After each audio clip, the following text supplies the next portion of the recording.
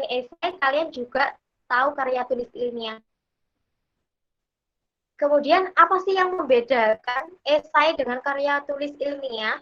Nah, kita di sini akan membahas tentang perbedaan ya, karena di sini juga kalian tentunya pasti lomba aku loh bingung mau ikut lomba itu antara esai dan karya tulis ilmiah. Sedangkan saya juga masih bingung yang membedakan esai sama karya tulis ini sama ya. Nah, ternyata ada perbedaannya teman-teman. Jadi kalau esai itu lebih ke memuat permasalahan yang ada, kemudian memberikan solusi nyata. Artinya di esai itu lebih kritis, di mana penyampaiannya juga itu berupa ada sudut pandang penulis mengenai pendapat penulis mengenai permasalahan tersebut. Kemudian setelah itu penulis menawarkan sebuah solusi. Solusinya itu berupa konsep, gagasan, ataupun produk. Nah, berbeda kalau di karya tulis ilmiah, seperti yang kita ketahui, karya tulis ilmiah itu rata-rata itu lebih ke produk, ya. Ini secara umum saja gambaran kasaran perbedaan supaya kita itu lebih paham. Nanti semisal kita mau ikut event lomba, jadi kita tahu kalau sebenarnya saya ikut esai itu seperti apa, kalau kita ikut karya tulis ilmiah itu seperti apa. Nah, itu seperti itu. Kalau karya tulis ilmiah itu lebih banyak dibandingkan esai. Dan kemudian yang kedua, ide dari penulis secara langsung dituangkan dalam bentuk halaman yang singkat. Nah, ini ciri khas esai. Kita diberikan tantangan dalam justru lembaran yang sedikit. Nah, esai hanya memuat 5-7 halaman biasanya. Dan selain itu juga jangan kita pandang mudah, tapi tentunya kita bisa. Kalau di esai itu hanya lembarannya 7 maksimal. Ya, semua itu tergantung ketentuan apa ya. Ya. Biasanya 7 halaman. Di mana kita dari 7 halaman itu isi bagian di mana ada latar belakang, isi, solusi, dan kesimpulan itu harus dimuat dalam 7 halaman. Artinya apa? Di dalam esai itu bahasanya itu singkat, namun kita juga nggak boleh bertele-tele, itu akan menghabiskan halaman kalian, lembaran kalian. Seperti itu. Dan terus kalau kita lihat dari sudut pandang karya tulis ilmiah ya, kalau karya tulis ilmiah itu lebih ke sumbernya harus kuat, lebih ke kayak jurnal, penelitian terdahulu, terus kayak sumber-sumber referensi yang menuntut daftar pustakanya itu banyak. Biasanya kalau tulis ilmiah. Sedangkan kalau di esai sendiri sebenarnya sama sih, harus biasanya kadang ada daftar pustaka, kadang tidak. Cuma ini lebih singkat, sedangkan di KTI itu banyak. Kita lihat halamannya. Kalau di karya tulis ilmiah itu halamannya itu 15 sampai 20. Nah, itu ada bab-bab terpisah ya. Teman-teman, saya rasa sudah tahu bahwa di karya tulis ilmiah ada bab 1, 2, 3, sampai bab 5. Bahkan itu lebih banyak. Kalau kita lihat, kita memerlukan waktu lebih banyak dibandingkan dengan esai. Esai terdiri dari 3 sampai 7 halaman yang memuat pendapat, solusi, dan semuanya terangkum dalam dua bahasa yang singkat, padat, dan jelas. Seperti itu. Nah, sedangkan jika kita lihat dari ketentuan esai ilmiah dan karya tulis ilmiah itu apa? Dari ketentuan esai itu tidak ada ketentuan baku. Seperti saya ceritakan lagi bahwa dulu pengalaman saya berbagi ke teman-teman ya, bahwa di dalam esai itu sendiri kita cari referensi di internet ya mungkin menulis mengenai esai itu seperti apa sih aturannya, tata kepenulisan, dan lain sebagainya. Kadang kita jumpai di buku panduan itu ada yang memuat pendahuluan, latar belakang, dan lain sebagainya, sampai kesimpulan, itu tidak ada ketentuan baku. Misalnya disampaikan secara eksplisit, implisit, biasanya kan terdapat kalimat itu ya yang teman-teman bingungkan. Nah, artinya apa? Secara eksplisit itu kita memuat 3 utama poin yang ada di esai tadi, tapi terkait di kepenulisannya atau papernya itu tidak dijelaskan secara seperti kayak kalau di karya tulisnya kan harus jelas bab 1 ini harus ini bla bla bla. Sedangkan kalau di esai kita tidak, tapi melainkan kita buat semacam kita susun paragraf dan narasi, tapi itu harus tersusun rapi. Di awal kita memuat latar belakang, terus kemudian kita memuat isi, kemudian kita memuat solusi, dan kemudian kita memuat kesimpulan. Seperti itu. Berbeda kalau di karya tulis ilmiah, harus jelas, bab 1 ya harus ini, bab 2 ada teori, dan lain sebagainya. Seperti itu. Nah, ketika kita sudah melihat cirinya, terutama kita harus melihat perbedaan jika dilihat dari struktur. Kalau dilihat dari struktur, ya, kalau esai itu sendiri kan semacam kalau teman-teman lihat jurnal, ya, semacam itu kan tidak ada cover. Kadang ada covernya, kadang tidak. Semua itu tergantung buku panduan isinya. Judul, ada abstrak, pendahuluan, yang terutama pendahuluan saya jelaskan tadi kalau itu isinya mengenai latar belakang masalah. Isi itu biasanya terkait gagasan, solusi, konsep, dan penutup itu pasti jelas. Ada kesimpulan, terutama ada daftar pustaka, karena esai yang kita bahas adalah esai ilmiah, jadi kita harus ada daftar pustaka. Jadi sumber kita itu jelas, misalnya kita membahas mengenai berita atau isu COVID-19. Kita harus jelas beritanya dari mana sih. Nggak boleh mengada-ngada membuat berita, misalnya di daerah ini terjadi ini, bla bla bla. Itu kita nggak boleh. Misalnya kita pun ngambil sumber dari internet pun harus dari website resmi. Kalau nggak gitu dari sumber berita resmi. Itu kalau dari blog, terus dari status WA, mungkin dari IG, mungkin kan biasanya kan sekarang banyak sekali meme-meme isu kayak gitu, itu nggak bisa dijadikan sumber atau referensi berita kalian, melainkan kalian ya mengamati secara langsung, itu juga bisa dari masyarakat, kemudian kalian dari koran bisa, terus dari koran online sekarang, terus kemudian isu dari berita-berita resmi seperti itu. Nah, kita tahu kalau dari strukturnya KTI seperti yang saya jelaskan, harus memuat metode penelitian, latar belakang, rumusan, dan lain sebagainya, yang mungkin untuk kita ya, yang mahasiswa awam, khususnya teman-teman yang lagi pengen belajar, kalau saran saya, oke lah kalau kalian mau ngambil KTI, kalau kalian memang mesti mampu mau belajar. Tapi saran saya kalau untuk di awal, itu kalian lebih ke esai dulu, belajarnya itu lebih dari kecil dulu. Nanti kalau memang sudah esai sudah, insya Allah kalau bisa itu mungkin pengerjaan KTI kalian juga lancar seperti itu. Jadi kita mulai dari hal yang kecil, yang penting kita berani memulai, nggak usah muluk-muluk deh buat diri sendiri, maksud saya seperti itu. Nah, di sini juga mungkin saya juga nggak akan membahas ini ya. Kita itu seperti dalam menulis, apapun itu nggak hanya esai, kita dituntut untuk kreatif. Dimana memikirkan ide-ide yang tidak terpikirkan oleh orang lain. Nah, oke, di sini teman-teman lihat share screen saya ya, dan jelas saya itu pengen berinteraksi dengan kalian, biar nggak saya sendiri yang berbicara. Saya itu seneng ngobrol, Rek. Jadi kalau teman-teman di sini saya minta perwakilan gitu ya. Ketika melihat share screen saya ini, mungkin respon atau reaksi teman-teman ketika saya menyuruh kalian untuk membagilah bangunan ini menjadi 4 bagian yang sama sisi.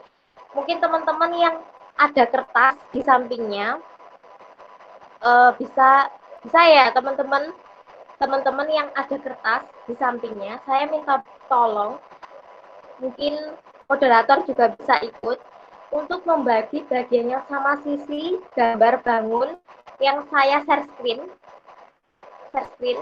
ya. Saya minta tolong, nanti saya tunjukkan ke saya bagaimana kalian membagi 4 sisi dengan sama bangun yang saya share screen tersebut. Saya tunggu kalian sebentar ya, dan saya nanti akan tahu alasan kalian seperti apa. Mungkin teman-teman bisa menyiapkan kertas atau mungkin di HP, atau mungkin terserah teman-teman, nanti tunjukkan ke saya bagaimana teman-teman membagi 4 bagian ini menjadi sisi. Sama halnya logikanya kita melihat bangunan ini. Mungkin baik-baik aja, tidak ada masalah di sini.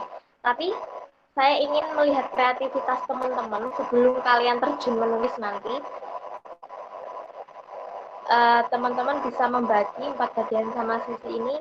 Mungkin ada yang bisa dari teman-teman di sini. satu teman-teman yang mau join dan saya pengen dengar suaranya. Ayo mungkin kakak moderator juga bisa, kalau ada kertas ya, kalau bisa. Mungkin bagaimana cara kalian,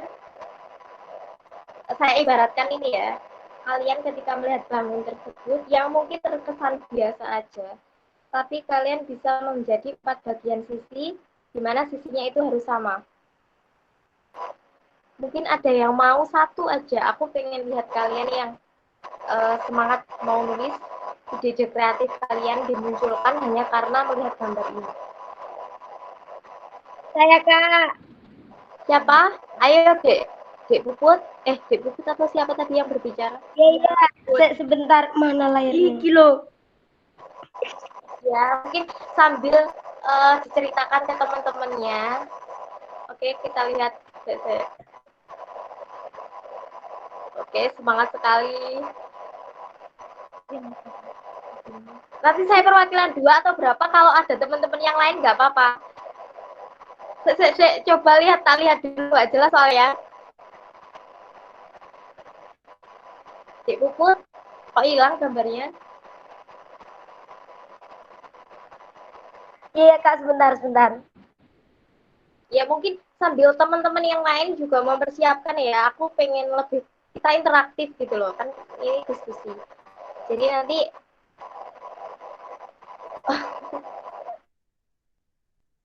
minta gambarnya. Ini Kak gambarnya. Jelas nggak? Oke, 4 bagian sama sisi ya. Ya. Oke, ada yang itu punya gambar lagi? Mungkin teman-teman, Kak moderatornya, atau mungkin teman-teman yang lain, silahkan. Enggak. Alasan dulu Dek Puput membuat 4 bagian bentuknya seperti itu seperti apa?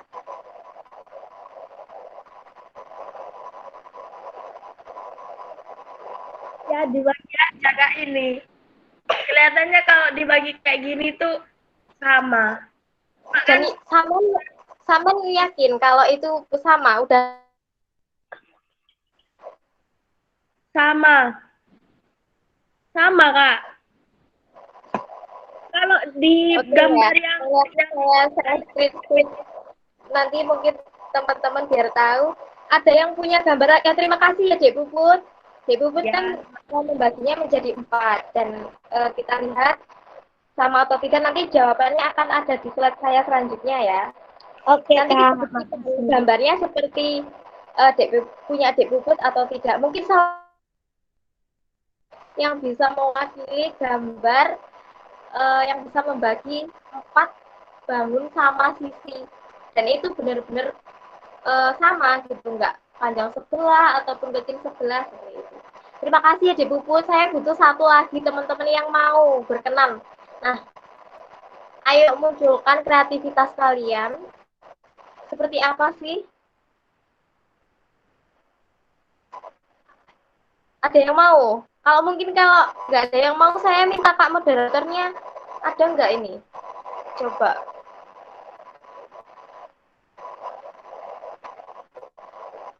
Biar kita bisa lanjut, guys.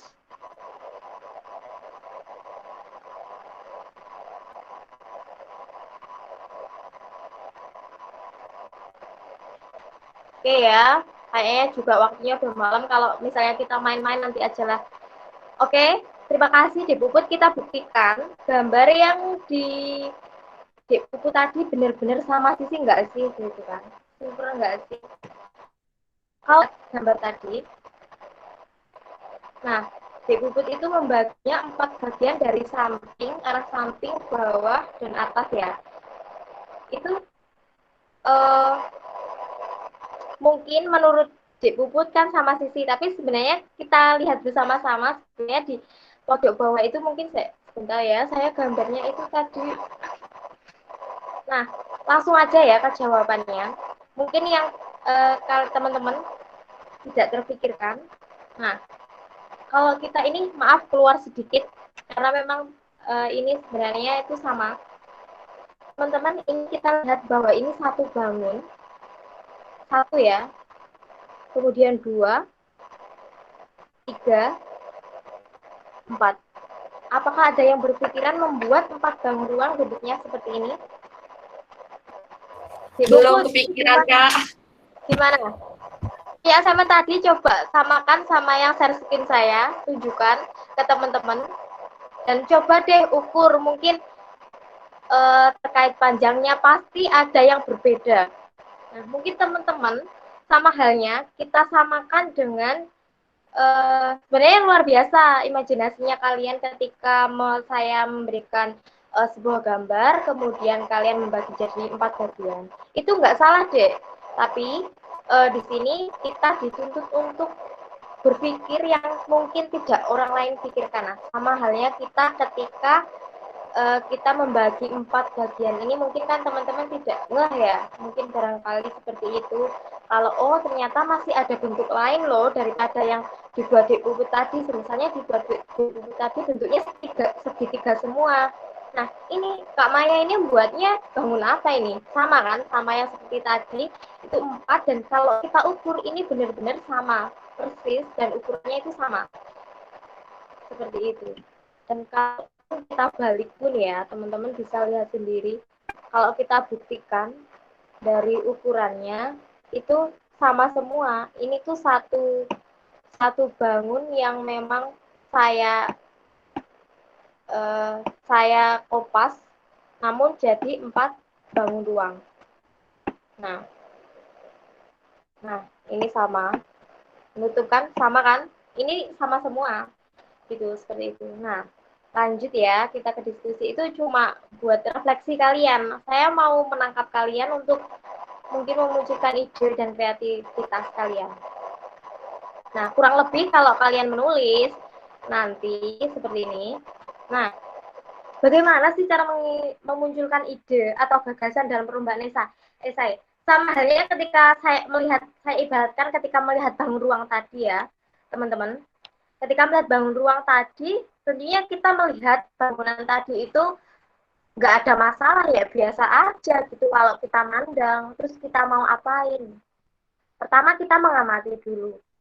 Terus permasalahannya apa? Tadi kita melihat permasalahannya yang ditawarkan ketika kita melihat bangun yang seperti itu, kita masalahnya bangunan ini tuh apa ya, masih nggak mungkin lah gitu ya kita buat sama gitu. Oke, tadi muncul ide dari Dek Puput, munculkan solusi ketika ada suatu rumusan masalah seperti itu, munculkan solusi bahwa oh ini loh ternyata untuk menjawab pertanyaan dari Kakak Maya, tadi saya membuat ini.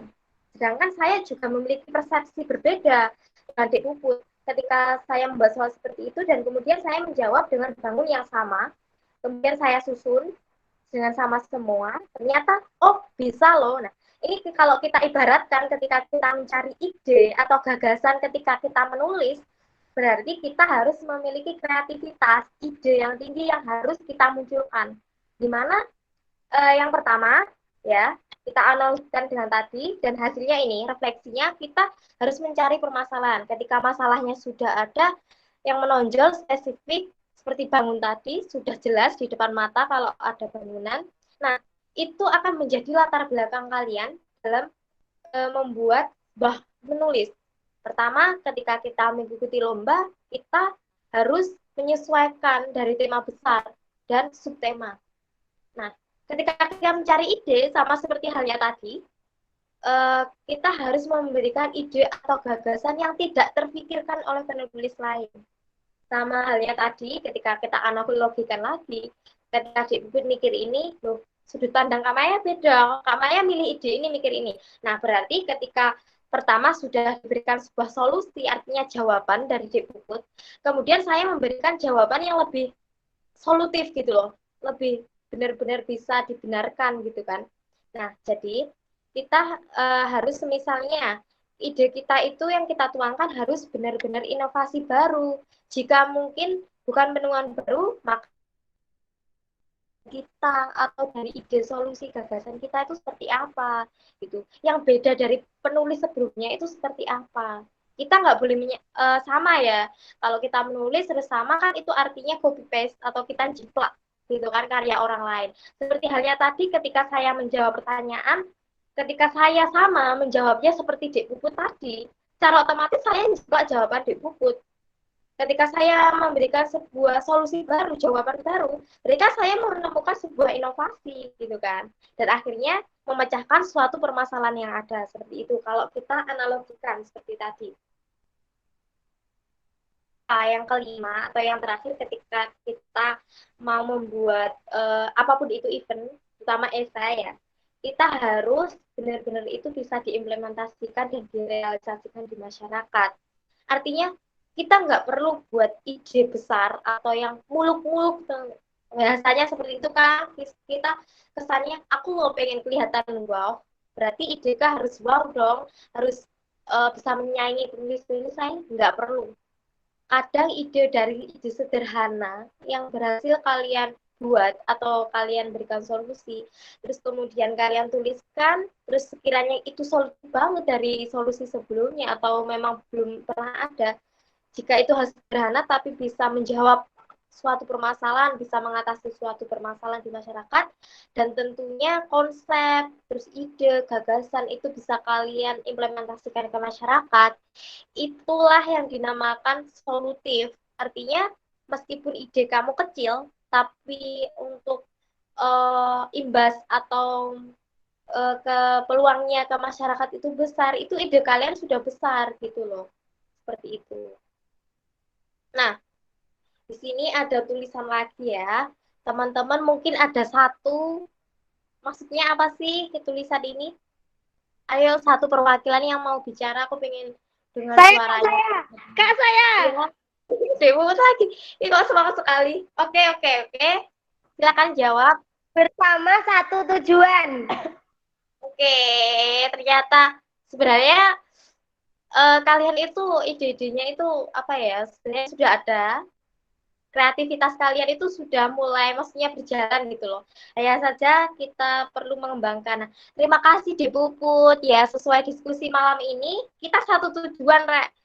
Ketika kita mengikuti diskusi, kita mau belajar, sama halnya kita ketika kita nanti mau menulis, ya misalnya kita tujuannya ini, ya ayo kita bareng-bareng. Misalnya kita punya tim, kita khususnya nih anak smart ya, terus sama teman-teman yang lainnya dari Fakultas Keislaman.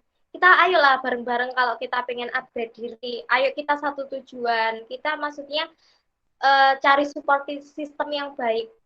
Kalau kita pengen nulis, ya temanin orang yang senang nulis. Ataupun ketika kita tidak bisa, ya kita temanin teman yang mau dan berkeinginan punya motivasi untuk menulis seperti itu. Nah, terus kita berbicara esai tadi nih, sudah kan? Nah, terus tujuannya kita itu apa? Nah, kita tujuannya satu, kita ada subbab ya, 5 di sini. Ketika kita punya nih, nah teman-teman kemudian yang gabung di sini kan pasti tujuannya sama. Ketika kita menulis esai, kita yang pertama harus meyakinkan pembaca. Seperti yang saya jelaskan tadi, ketika esai itu kan harus persuasif, artinya mempengaruhi pembaca. Ini loh, ketika kita menemukan suatu masalah, terus kemudian kita memberikan sudut pandang, dituangkan kepada tulisan, terus kita memberikan sebuah solusi, kita harus mampu meyakinkan membaca, nggak boleh ragu-ragu, semisal pun ketika esai yang dipresentasikan. Mungkin ketika teman-teman nanti ketika teman-teman mungkin, loh, kamu nulis esai tentang apa gitu kan. Kita pembacanya membaca ini, oh dari judulnya aja udah menarik. Sebenarnya kan membaca menarik untuk membaca esai kalian. Selain itu juga juri nih pastinya, meyakinkan juri. Kalau kita ikut kompetisi, tentunya selain pembaca, kita harus meyakinkan juri agar yakin dengan tulisan kita. Dan yang kedua, menerima pendapat penulis. Maksudnya apa? Yang berpendapat dan lain sebagainya, memberikan argumen sudut pandang di dalam esai kan penulis. Masa iya kita nggak percaya dengan pendapat kita sendiri? Tentunya kalau di esai ini pendapat kita yang kita tuangkan selain dari sudut pandang, kita juga harus didasarkan sumber-sumber relevan.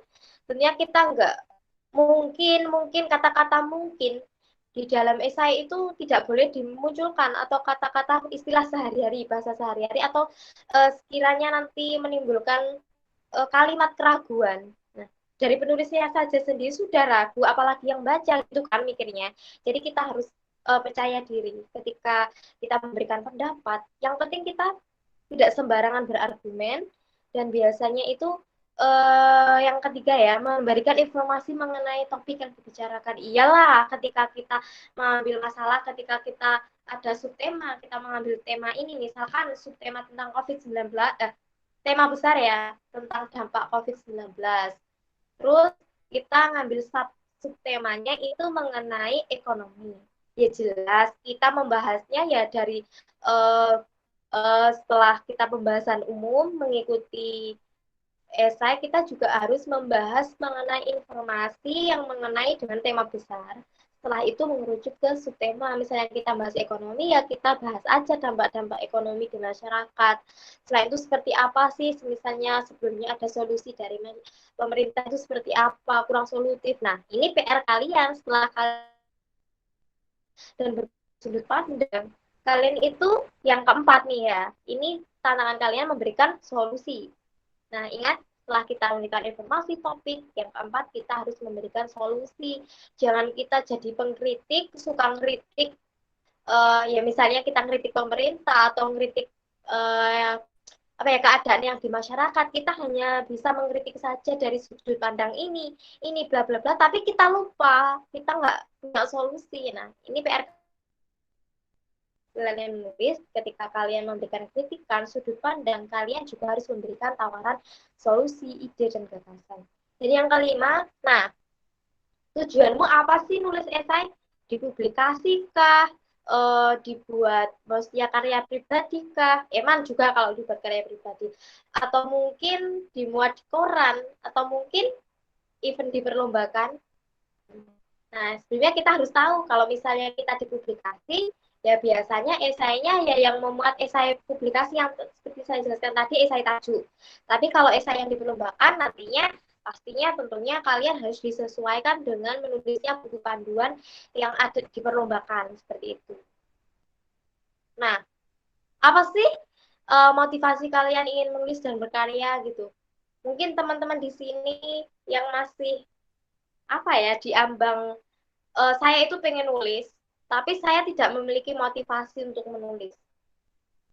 Terus teman-teman berpikir, rasa malas pasti ada ya. Nah, di sini teman-teman harus memiliki motivasi yang tinggi, semangat yang tinggi. Sama halnya ketika diskusi malam ini, saya ibaratkan seperti itu. Kalian tadi ada yang bilang dari Kak Laili tadi, bahwa motivasi kalian ikut diskusi malam ini itu lebih ke ingin mengetahui esai. Terus selain itu juga ingin ikut lomba dan lain sebagainya. Nah, saya butuh satu teman ya yang mungkin saya pengen dengar suaranya. Motivasi setelah saya tadi tanya tujuan kalian itu diskusi belajar itu seperti apa. Nah, ketika kalian itu memiliki motivasi ingin menulis dan berkarya, itu motivasi terbesar yang menurut kalian menjadi penyemangat kalian itu apa? Saya tanya teman-teman, mungkin nggak harus esai tentang kepenulisan, misalnya bertulisan lain lah intinya. Ketika kalian menulis, itu ketika kalian memiliki motivasi atau keinginan yang besar menulis dan berkarya itu kira-kira apa? Saya coba tanya mungkin dari teman-teman yang lain yang mau ingin menyampaikan motivasinya, pengen punya ambisi lah intinya. Kalian berprestasi, berkarya melalui esai, mungkin ada perwakilan teman satu, biar nggak ngantuk juga, terus lebih interaktif. Mungkin saya tunggu satu orang perwakilan aja, guys. Tak sebut nama nih ya, Rek. Yang pengen bicara atau mungkin mengajukan sendiri untuk berbicara. Ketika kalian punya motivasi pengen nulis, pengen berkarya. Saya, Kak. Ya, ya Allah, Ibu ini aktif sekali ya. Ya, gimana ya, Kak? Ini lagi menggebu-gebu, Kak. Oke. Ya, terima kasih ini Ibu. Motivasi kamu pengen menulis dan berkarya sebelum kamu berangkat menulis esai. Satu ya, saya tuh pernah baca apa pernah lihat di video gitu ya. Pokoknya tuh intinya menulis adalah salah satu kayak karya yang bakal awet gitu. Contohnya kayak mungkin menulis novel atau menulis di web atau apalah. Kalau kita meninggal tuh masih ada gitu loh karyanya. Maksudnya tuh masih nyata gitu loh, masih bisa dinikmati oleh banyak orang gitu. Abadi. Ya abadi. Ya pokoknya tuh apa ya kayak saya tuh motivasinya juga tuh ingin nulis tuh ya kayak berprestasinya tuh kelihatan gitu loh Kak. Jadi tuh kayak bukan pengen di apa atau gimana, kayak menjadi ada kebanggaan untuk diri sendiri gitu loh, bisa ngebuktiin gitu, bisa apa sih? Ya. Oke, luar biasa sekali ya. Mungkin Iya. teman-teman, terima kasih Di Puput atas motivasinya. Dan mungkin pernyataan Dek Puput ini juga memotivasi teman-teman juga dan terutama juga memotivasi saya. Wah, Dek Puput tadi juga menceritakan ya, selain motivasi menulis itu Dek Puput misalnya pengen dikenang gitu kan. Misal kita memiliki karya, kemudian kita misal pun nanti kita ya istilahnya sudah nggak ada lah intinya. Tapi kita bisa meninggalkan rekam-rekam jejak dari menulis. Nah, ya sama. Ketika kita memiliki motivasi besar seperti itu, tentunya teman-teman ya harus memiliki motivasi besar. Nggak harus kok kalian jadi penulis novel, nggak harus kok kalian jadi penulis besar, nggak harus kok kalian yang muluk-muluk lah intinya. Nah, berangkat dari itu semua, dari hal kecil ketika kalian memiliki motivasi ya ayo gitu bareng-bareng seperti itu. Mungkin Dek Puput yang membuat Dek Puput itu semangat buat nulis itu kira-kira dari support sistemnya Dek Puput itu selama ini apa? Misalnya dari teman kah, dari pacar kah mungkin, atau dari keluarga gitu. Ya, sebenarnya kalau pacar ya tidak ada ya Kak, karena ya jomblo fisabilillah gitu ya. Ini bukan curhat atau apa, bukan. Jadi ya emang maksudnya semester 4 ini kayak udah mata batinnya tuh terbuka, bukan mata batin ya apa ya. Kayak harus lebih Intinya pencerahan loh, dan kasih pencerahan. menghasilkan lah. Kuliah tuh ya menghasilkan gitu loh. Terus ya terutama ya dari orang tua gitu ya pengen nanti tuh kayak ngebuktiin Bapak Ibu dapat ini kalau di kuliah gitu. Karena memang terus terus ya intinya tuh ingin membuat achievement ke diri sendiri gitu dan membuat good vibes untuk orang banyak. Terima kasih. Oke, luar biasa. Ya, ternyata motivasinya besar banget. Selain membuat bangga diri sendiri, juga membuat bangga ke orang tua. Gitu. Nah, terima kasih di Bubut mungkin bisa memotivasi teman-teman. Nah, ini segenap ya mungkin saya lebih ke motivasi kalian ya. Ketika kalian melihat ini merupakan suatu pencapaian saya ketika saya menulis. Dan seperti kalian ketahui, sebenarnya saya itu juga nggak bisa ditanya bisa nulis, juga nggak bisa gitu. Saya juga nggak tahu juga heran dengan saya sendiri ketika mungkin ada bejonya ya. Mungkin teman-teman yang mungkin sebenarnya teman-teman yang gabung malam ini tuh jauh lebih apa ya, jauh lebih banyak lah intinya sebenarnya yang memiliki kemauan dan sebenarnya memiliki maksudnya bakat-bakat untuk menulis itu sepertinya ada. Terus kreativitas kalian jika saya lihat dari interaktif ini ya, teman-teman itu lebih sebenarnya cuma kurang aja sih ke pengembangan diri seperti itu. Dan untuk berangkat dari motivasi, saya yakin tidak jauh dari yang dijelaskan tadi. Sebenarnya motivasi dan keinginan itu setiap kita ya terutama masih mahasiswa itu ada, terutama nanti bagi teman-teman yang mahasiswa baru dan teman-teman yang masih angkatan tua, nggak tua seperti maksudnya angkatan muda ya, nggak tua seperti saya mungkin yang habis ini ya check out dari kampus, mungkin kesempatannya lebih banyak kalian lagi. Nah, ini adalah saya bisa lihat ke screen saya ya, ini pencapaian saya ketika saya ikut lomba-lomba. Mungkin ini potret-potret foto. Sebenarnya kalau kalian lihat senyum, semuanya bahagia. Kalau kalian lihat, senyum semua. Dan asal kalian tahu, meskipun ya ketika ini ada contoh juga foto ketika saya pertama kali, first time aku nulis, dan kemudian nulis, dan alhamdulillah beruntungnya dapat juara. Alhamdulillah itu bonus, tapi di luar itu banyak sekali pengalaman yang sangat luar biasa yang saya nggak ketahui dan kemudian saya bagi ke teman-teman. Nah, ini kalau kalian lihat ya, ini dengan kakak tingkat saya dulu, ini sebenarnya nulisnya sendiri-sendiri, dan itu saya dulu termotivasi menulis esai itu dari tugas kuliah. Kalau saya itu dari tugas kuliah dari dosen. Nah, itu saya kalau tugas kuliah itu banyak kopasnya juga ya, buat esai banyak kopasnya ya, maklum.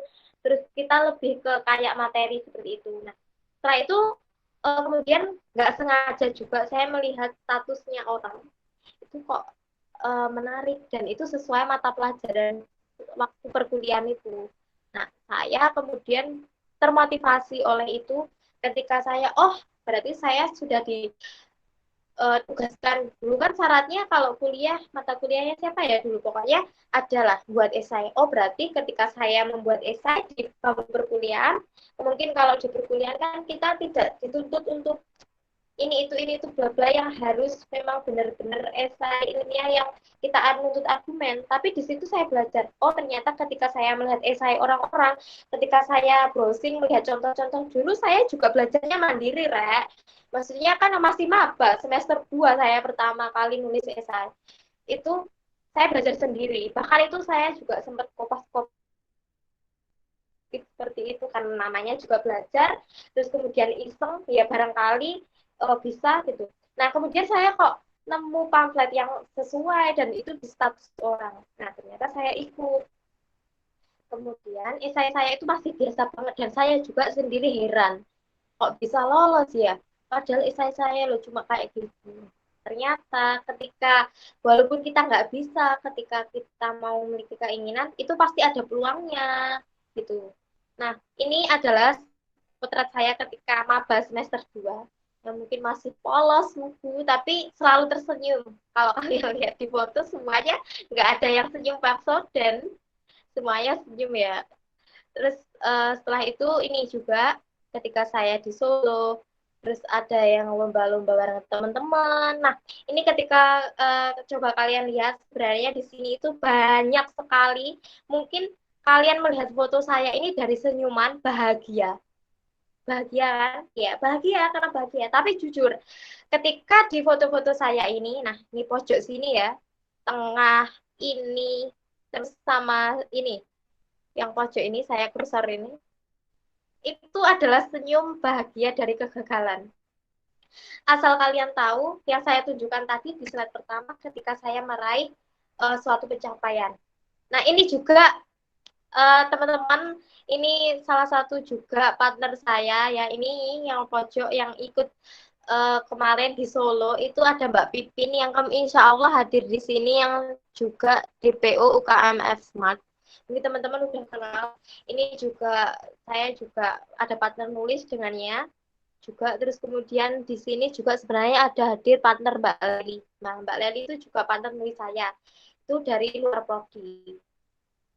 Nah, kemudian ini juga, ini tuh senyum gagal, Rek. Ini bukan berarti senyum kemenangan, enggak. Tapi ini senyum kebahagiaan, kegagalan. Tapi di situ punya banyak pengalaman, belajarnya dari situ. Nah, kita analogikan lagi. Ini hanya, saya nggak bermaksud memamerkan ataupun memamerkan kegagalan saya. Tapi yang jelas saya berharap ketika teman-teman melihat bahwa suatu usaha yang kita usahakan, walaupun kita nggak bisa, ternyata ketika ada bejo, tahu ngerti bejo kan ya, ada peluang, kita itu bisa. Terus kalau pesennya juga, kalau kita gagal, ya senyum, di foto saya juga selalu tersenyum. Ini ketika bersama teman-teman UTM, ya kebetulan ini acara Genpi, ini gagal semua, tapi kita dengan bangganya, karena kita jadi bisa bertukar pikir sama teman di sana, kita ada inisiatif buat foto bersama. Yuk Rek, teman-teman yang gagal kita foto bareng buat kenang-kenangan, nanti siapa tahu kita jadi partner nulis. Nah ternyata itu benar. Ini di pojok sini ada partner saya nulis juga, Dek Yogi. Nah ini saya cuma numpang foto guys yang pojok ini sama piala. Ini ya baru kenal di situ, di perlombaan itu, kemudian selanjutnya kita juga lanjut join part menulis dan ketemu itu hanya sekali, tapi luar biasanya kita udah nulis berapa karya ya, 3 atau 4 atau bahkan lebih seperti itu. Nah, dari sini kita belajar. Setelah melihat gambar tadi, apa motivasi menulis esai dan ikut lomba? Setelah tadi, mungkin dari setelah yang saya jelaskan tadi, ketika saya jelaskan tadi mengenai motivasi menulis esai dan ikut lomba, kira-kira nih saya butuh jawaban teman-teman lagi. Motivasi yang menjadi nomor 1 ketika kita menulis, yang kita berangkatnya itu kita bisa membuat sebuah karya itu motivasi pertama apa? Yang utama, selain yang disebut, ya mungkin bisa yang disebutkan di buku tadi salah satunya, mungkin, tapi ada poin utama penting ketika kita mau nulis itu ada motivasinya, ada kuncinya. Mungkin salah satu teman bisa yang mau nyebutin teman-teman satu aja, satu atau perwakilan dari teman-teman yang masih aktif dan insya Allah masih belum tidur ya, belum ngantuk ya, masih semangat. Mungkin dari teman-teman sini ada yang mau menjawab satu motivasi yang menjadi poin penting dan utama ketika kita mau nulis.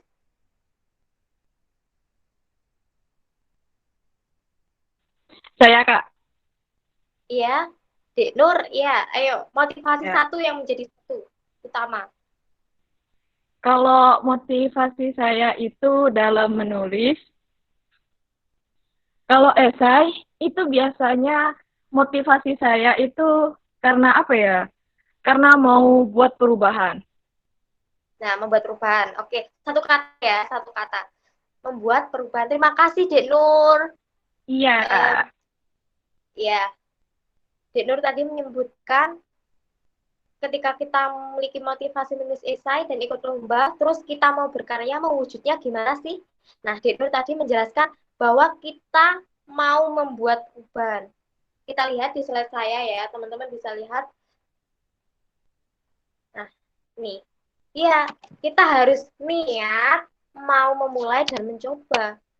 Nah, semisal nggak salah yang disebutkan Dek Nur tadi itu merupakan salah satu juga bentuk motivasi. Tapi yang paling utama dan harus kita mulai di awal itu niat pertama.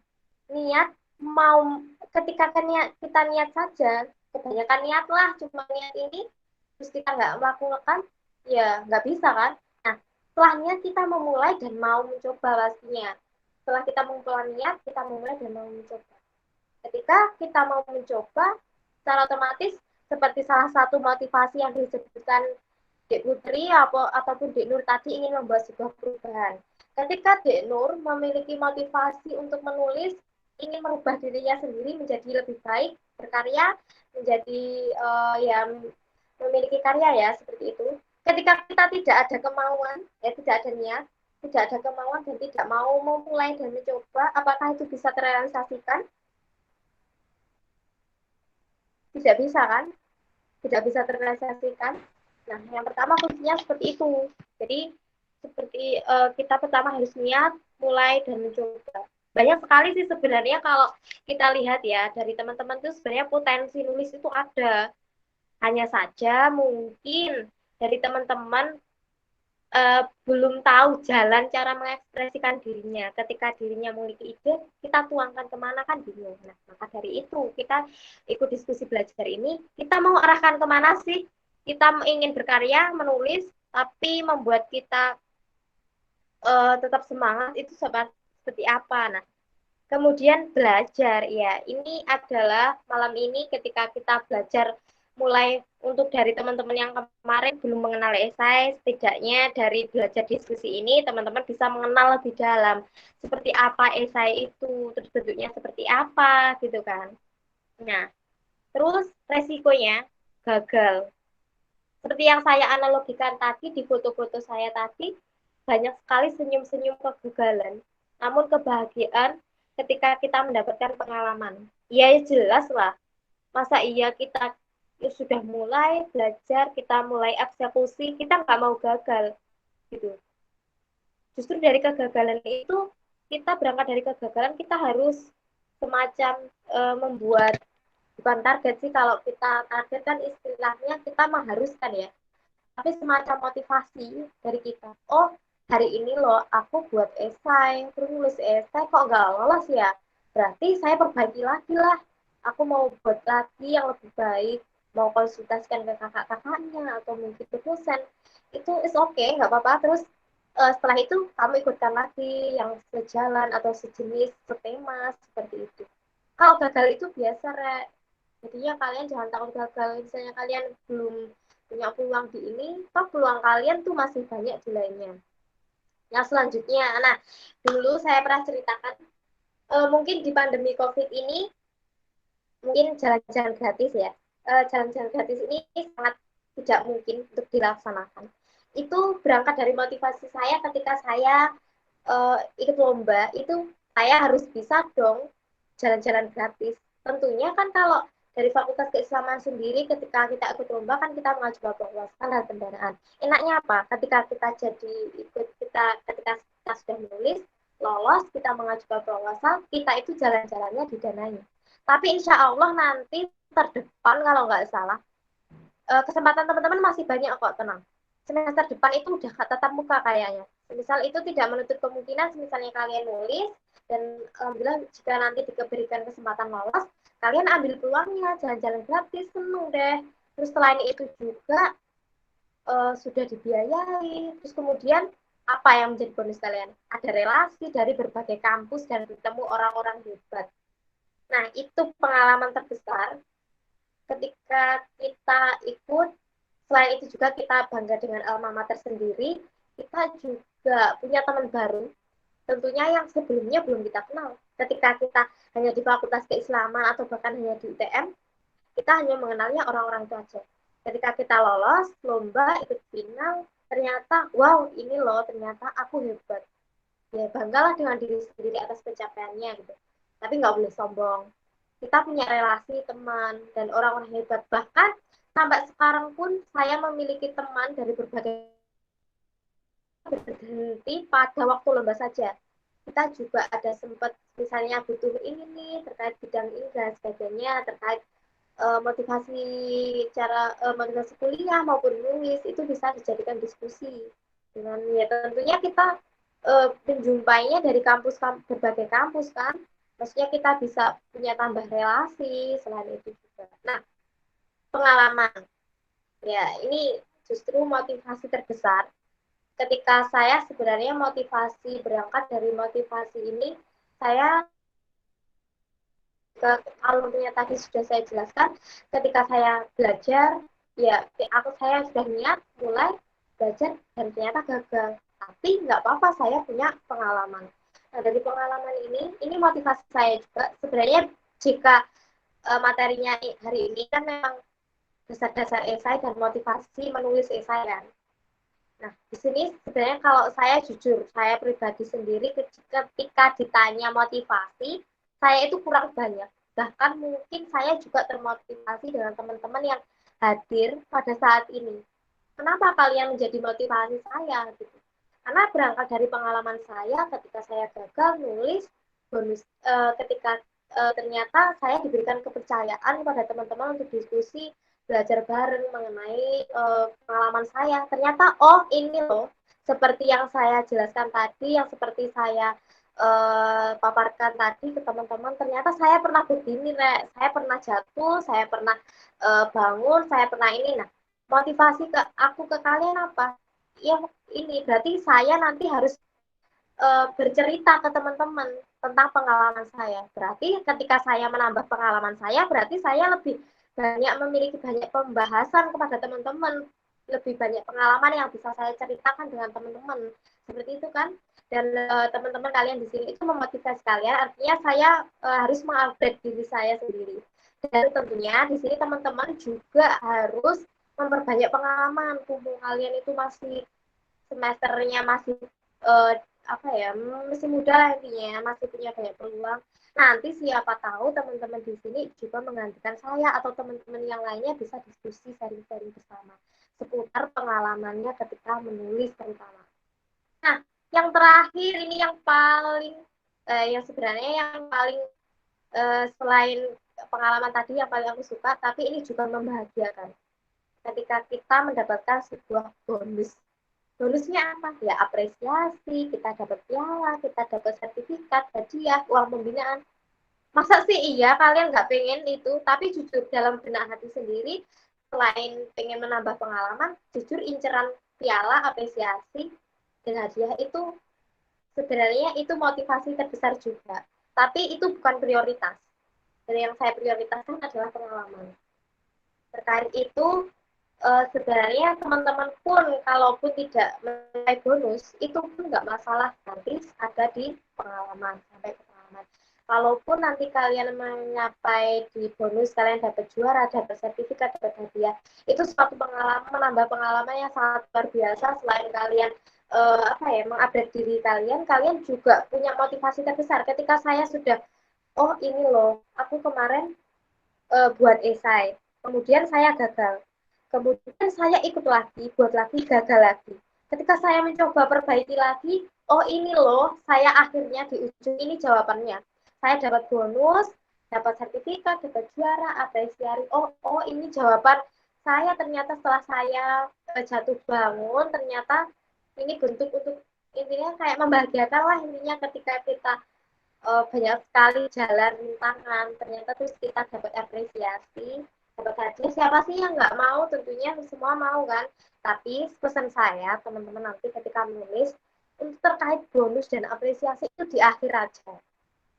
Jangan dijadikan prioritas, tapi itu menjadi bonus kalian telah berjuang dengan untuk mengapresiasi karya-karya kalian, terus terkait ya ini perjuangan kalian, terus ya mungkin orang kalian itu hebat, nggak harus mencapai bonus, kalian pengalaman juga bisa cerita kepada teman-teman.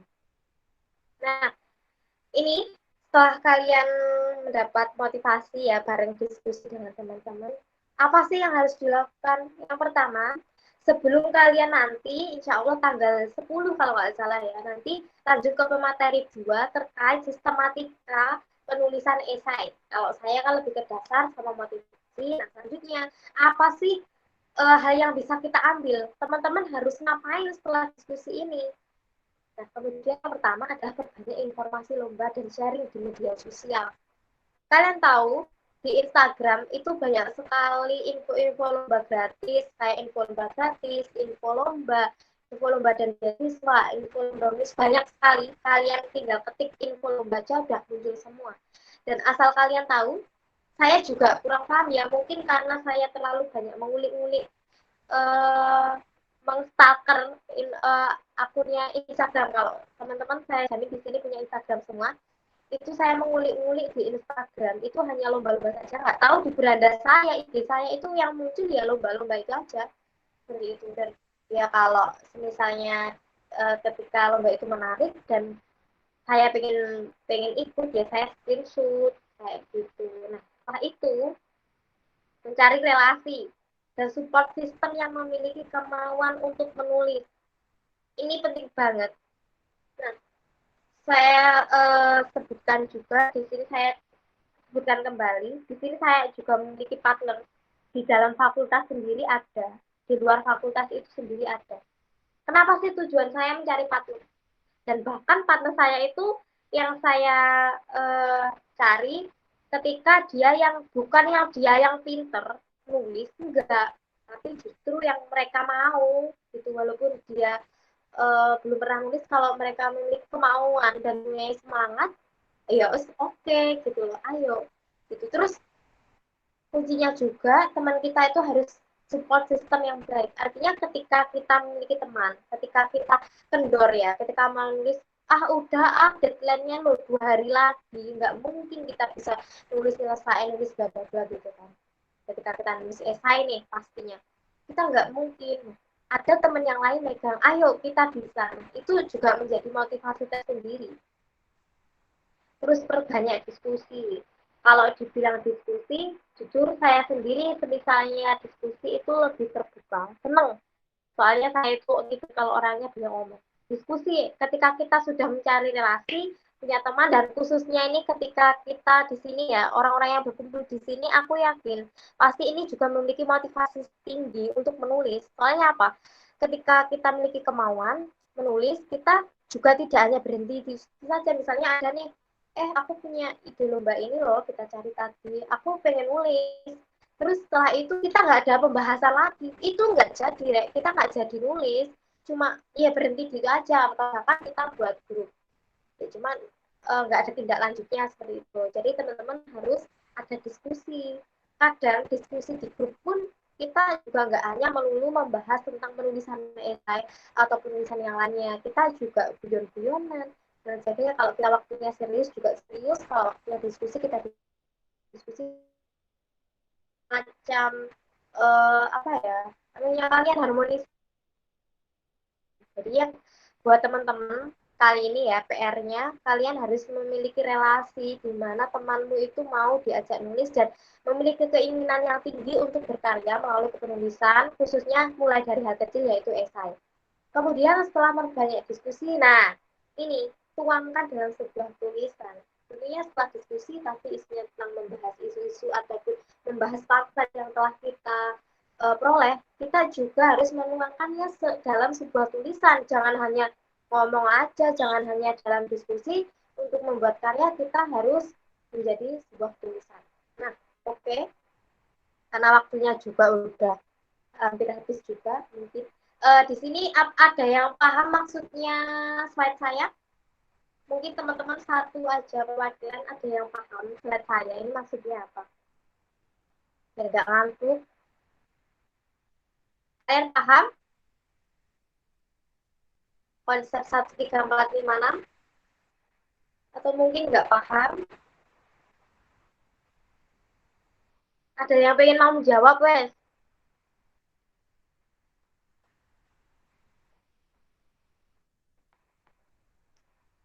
Dari 32 teman-teman. Nah, dari konsep ini, maksud saya ya, waktunya habis.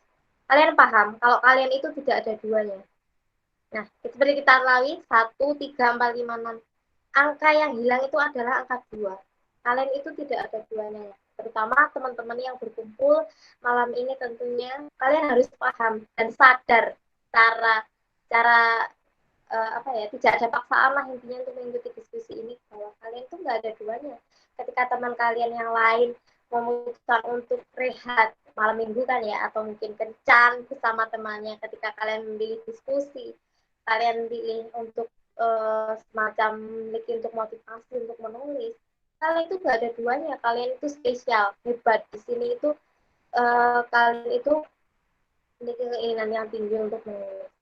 Nah, ini ya mungkin ada sedikit tentang ada kata-kata dari saya yang mungkin fokus saya, dan itu di sampingnya itu semacam kayak motivasi saya sendiri ketika saya kumpulkan dari awal saya intinya terjun, ya nggak terjun sih, iseng nulis yang kemudian jadi karya dan sertifikat di sampingnya, itu merupakan sebuah bentuk motivasi yang saya kemas di situ, dan di situ ada banyak sekali yang mungkin ID card yang menurut orang-orang itu tidak berharga, tapi menurut saya berharga karena di situ menyimpan pengalaman yang sangat luar biasa, dan karena ID card itulah saya juga mampu berjalan-jalan, menjelajah dan memiliki banyak relasi yang kemudian saya ceritakan ke teman-teman agar lebih semangat dan memotivasi kalian untuk menulis.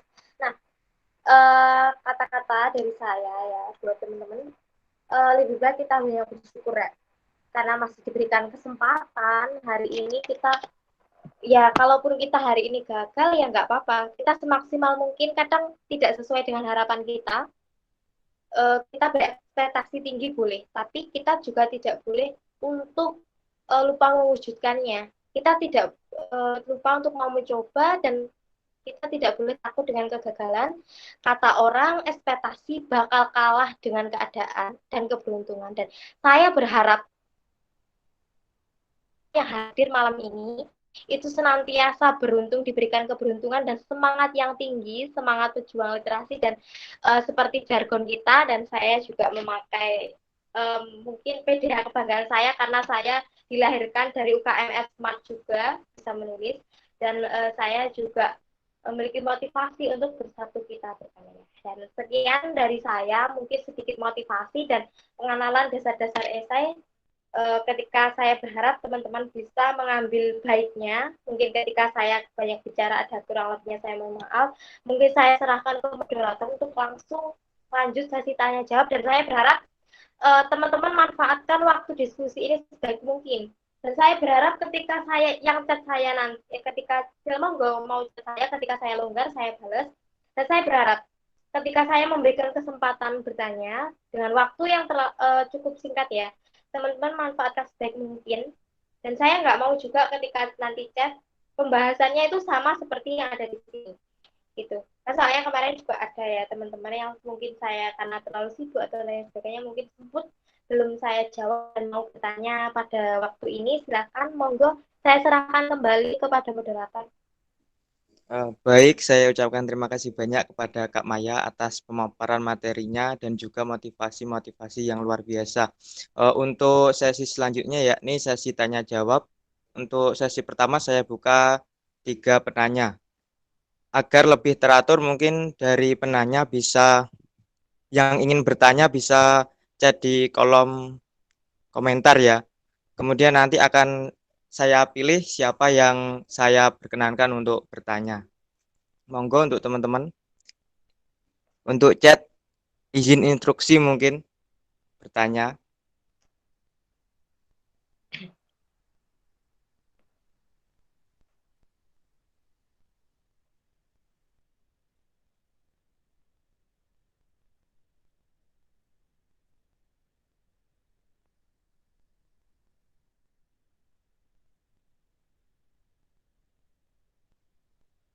Ayo teman-teman yang mau bertanya mungkin ditunggu.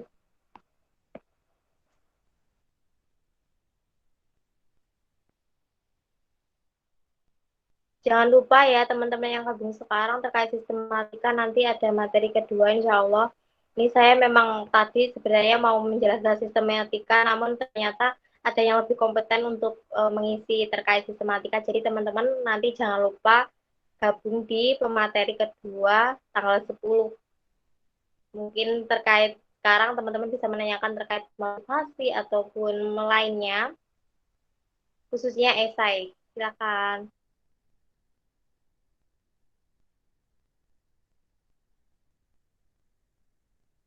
Atau mungkin teman-teman yang mau bertanya bisa itu di kolom chat.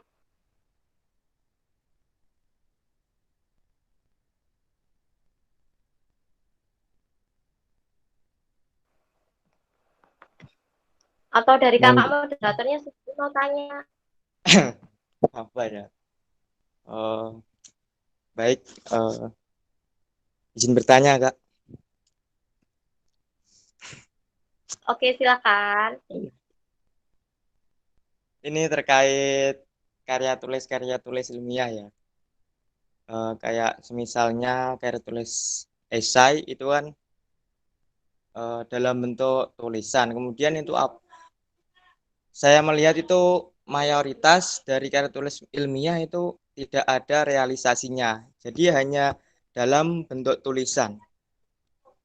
Kemudian apa ya? Kemudian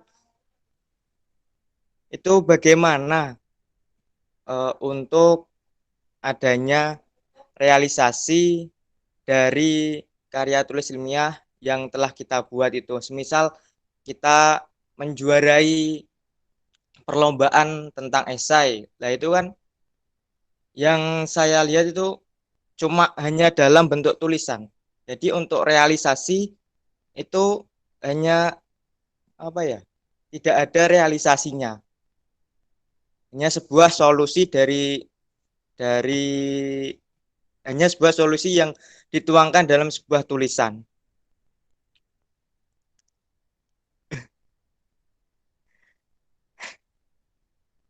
Oke, baik langsung saya jawab ya. Iya.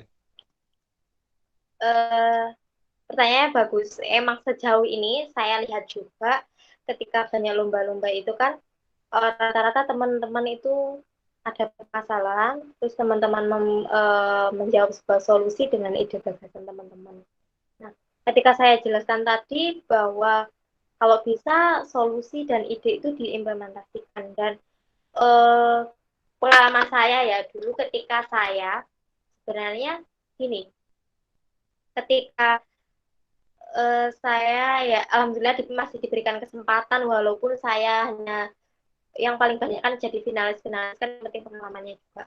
Dulu itu teman saya ada di sini, yaitu yang mungkin tidak saya sebutkan juga, sempat bertanya, Maya, kamu ikut ini, bla bla bla, kamu masuk final, lolos, bla bla bla, ini gitu kan. Terus kira-kira ketika kamu nulis, terus kamu menawarkan ide ini bla bla bla, terus kamu kok nggak ada itu ya, maksudnya nggak ada, maksudnya kan di penulisan itu kan benar kata D itu tadi, kalau harus diterapkan di masyarakat. Nah, seperti kita ketahui, jujur saya sendiri setiap kali, nggak setiap kali sih, kebanyakan itu kan ide, gagasan, konsep, loh ini kok ikut lomba tapi kok ujung-ujungnya tidak diterapkan di masyarakat, benar-benar diterapkan gitu kan. Nah, itu sebenarnya balik kepada diri kita sendiri. Kenapa? Sebenarnya kalaupun di perlombaan ya berbeda ketika harus diterapkan di masyarakat, itu kan ranahnya mungkin teman-teman di sini juga tahu ya, program kreativitas mahasiswa. Itu lebih besar lah intinya seperti itu. Sedangkan esai lebih kecil, di mana di PKM itu kan ketika kita lolos, kita dituntut untuk mengimplementasikan. Iya kan? Wajib, karena kita didanai dari Dikti, kita wajib mengimplementasikan ke masyarakat. Udah, itu wajib, sifatnya wajib. Nah, ketika kita kembali lagi, kita berbicara tentang esai. Kita lolos esai, dapat juara, kita juga bahkan kita membuat ide konsep yang mungkin bisa direalisasikan di masyarakat. Tapi kenapa kita kok tidak mengimplementasikannya? Kita sebenarnya kompetisi lomba rata-rata yang saya lihat memang dia itu mengeluarkan ide-ide gagasan konsep yang tidak diimplementasikan ke masyarakat namun diikutkan dalam lomba, itu dalam bentuk hal tersebut artinya kan kalian tidak wajib, tapi kalau bisa, kalau kalian kan gini, ketika ada kita kan ketika menulis itu kan pasti ada yang menjuri. Nah, ada poin-poin penting, biasanya itu teman-teman kalau kita tahu poin-poin penting biasanya ada kriteria penilaian itu biasanya kalau di esai itu terkait kualitas, terus terkait implementasinya di masyarakat ini bisa apa enggak. Terus selain itu juga ada inovasi. Nah, biasanya seperti itu. Nah, kenapa kok kita di esainya itu kita menulis seolah-olah dituangkan dalam tulisan itu seolah-olah kita akan melakukan. Sebelumnya kita lanjut di esai ilmiah, kita itu memunculkan ide-ide atau gagasan pemikiran dari mahasiswa itu sendiri. Ketika kita menghadapi sebuah problem solving ya, kita ada masalah, kita memberikan solusi. Seperti itu. Nah, karena itu ajang perlombaan, maka kita harus mengemas intinya sedemikian rupa tulisan kita itu nanti benar-benar bisa diterapkan di masyarakat. Karena ini ajang lomba, jadi penilaian pun kita harus menyesuaikan dengan buku panduan. Biasanya setiap karya tulis esai lah. Esai kan harus meyakinkan juri atau pembaca. Nah, ketika kita tidak menuangkan di masyarakat pun tidak masalah. Seperti itu. Tapi rata-rata kalau memang kita benar-benar program kita itu bisa direalisasikan ketika kita menawarkan konsep dan itu kan dapat bonus kan alhamdulillah ya. Ketika kita dapat menuangkan ide kita ke masyarakat, itu pun menjadi ya nggak apa-apa, kalian itu justru malah nggak hanya sekedar tulisan, tapi kalian lebih mengimplementasikan ke masyarakat dan sebagainya. Tapi seperti kita pahami, kita kan ada mikir, loh, kata Kak Maya loh, kalau esai itu selalu iya secara logika, analisis rasionalnya ketika kita mengikuti lomba, juri kan nggak mungkin ketika kita misalnya ya, kita misalnya di Kamal gitu kan, banyak orang yang tidak memiliki tempat hidup gitu. Misalnya kita solusinya kita membuat apartemen khusus lah atau hotel untuk orang-orang yang tidak mampu atau kan itu kan tidak mungkin diimplementasikan, kan tidak mungkin ide kita terlalu besar. Nah, kemudian kita membuat ide kecil yang kemudian logika, misalnya kita dibaca juri, kita logika ketika saya memiliki masalah ini, punya ide solusi ini, terus kemudian nanti bisa nggak ya diterapkan di masyarakat, kurang lebihnya seperti itu. Ketika teman-teman mau menerapkannya, is okay, monggo. Tapi ketika teman-teman memberikan sebuah gagasan dan mau menerapkannya, justru kalian kepikiran, kata Kak Maya loh, harus diterapkan di masyarakat. Aku nggak jadi deh mau nulis ini bla bla bla. Nah, niat kalian mau nulis kan jadi nggak jadi juga kan? Seperti itu. Jadi kalau di ajang lomba ini sifatnya nggak wajib, kecuali ketika kalian menulis esai dan luarannya itu produk. Itu kalian benar-benar maksudnya dibuatkan di masyarakat, biasanya kan ada uji cobanya atau apanya semacam seperti itu.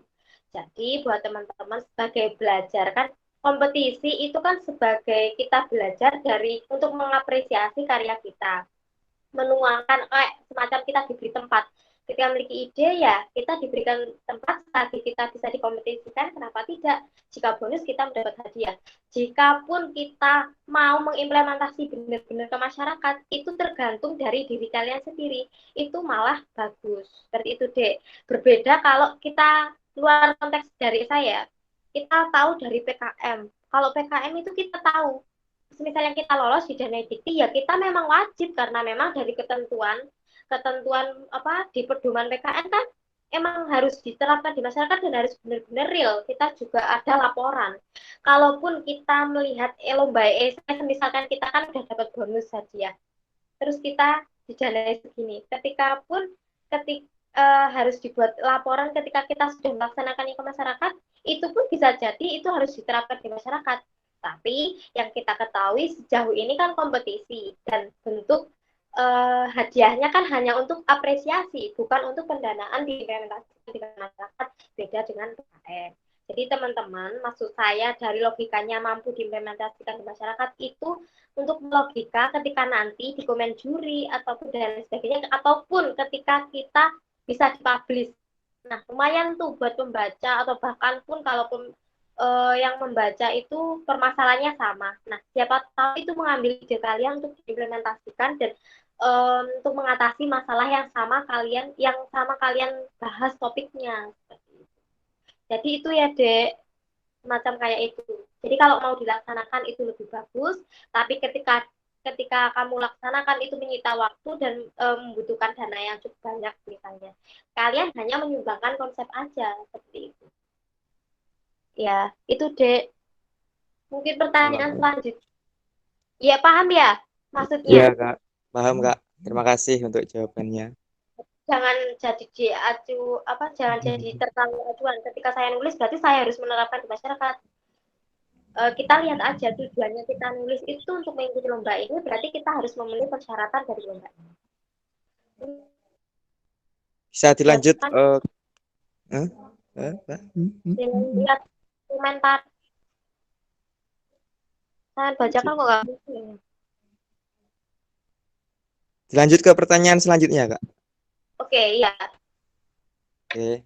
Pertanyaan dari Kak Nafisa Aliana. Cara menyaring solusi terkait isu-isu terkini biasanya kan karena terlalu banyaknya ide yang muncul, kita jadi bingung mau milih yang mana dan akhirnya malah tidak jadi menulis. Oke.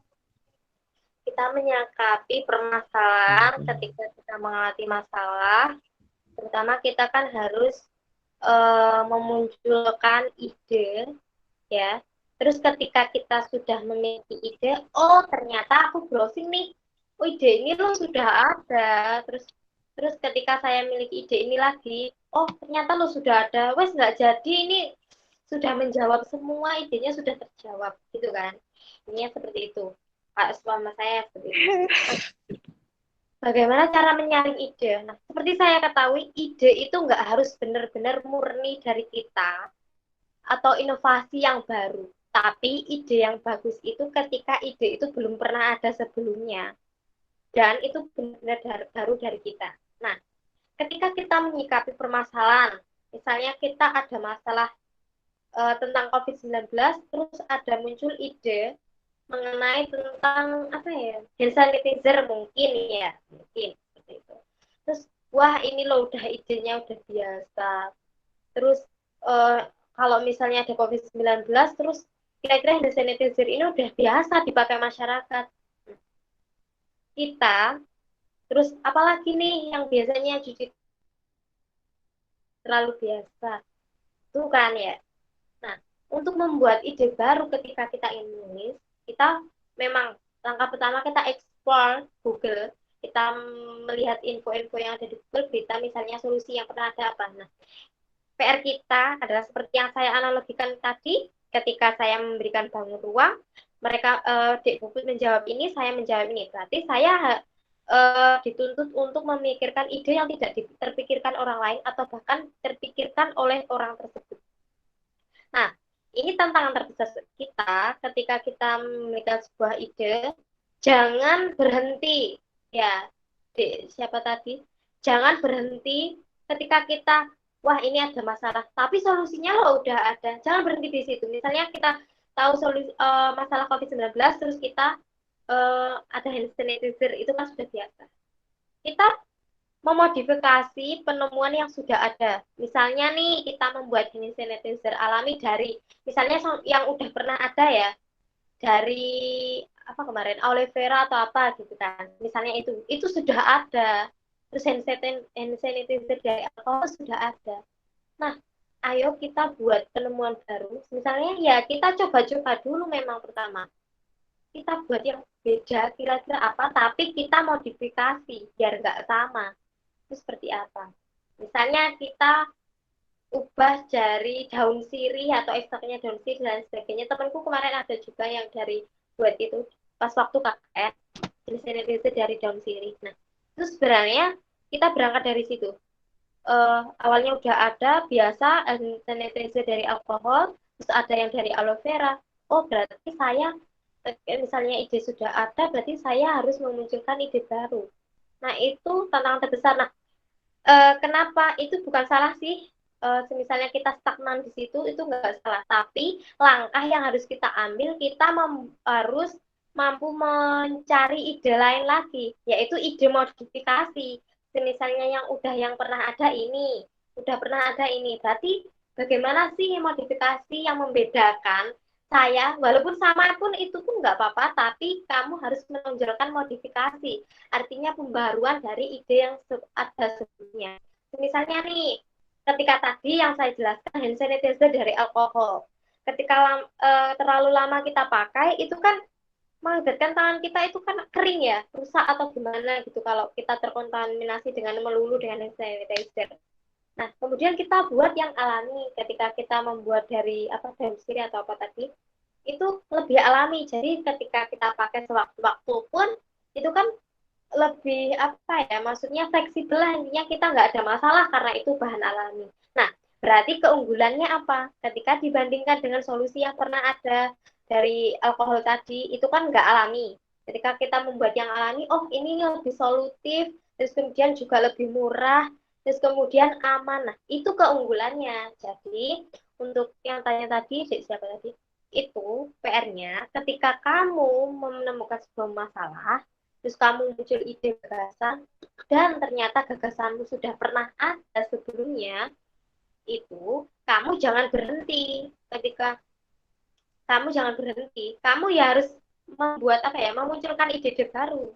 Dan itu menjadikan inovasi baru atau modifikasi yang pernah ada, kemudian kamu mencari setelah ketemu modifikasi, berarti kamu harus menonjolkan di dalam penulisan kamu itu keunggulan, keunikan, dan lebih menonjolkan daripada sebelumnya, dan menurut kamu itu memang lebih solutif gitu.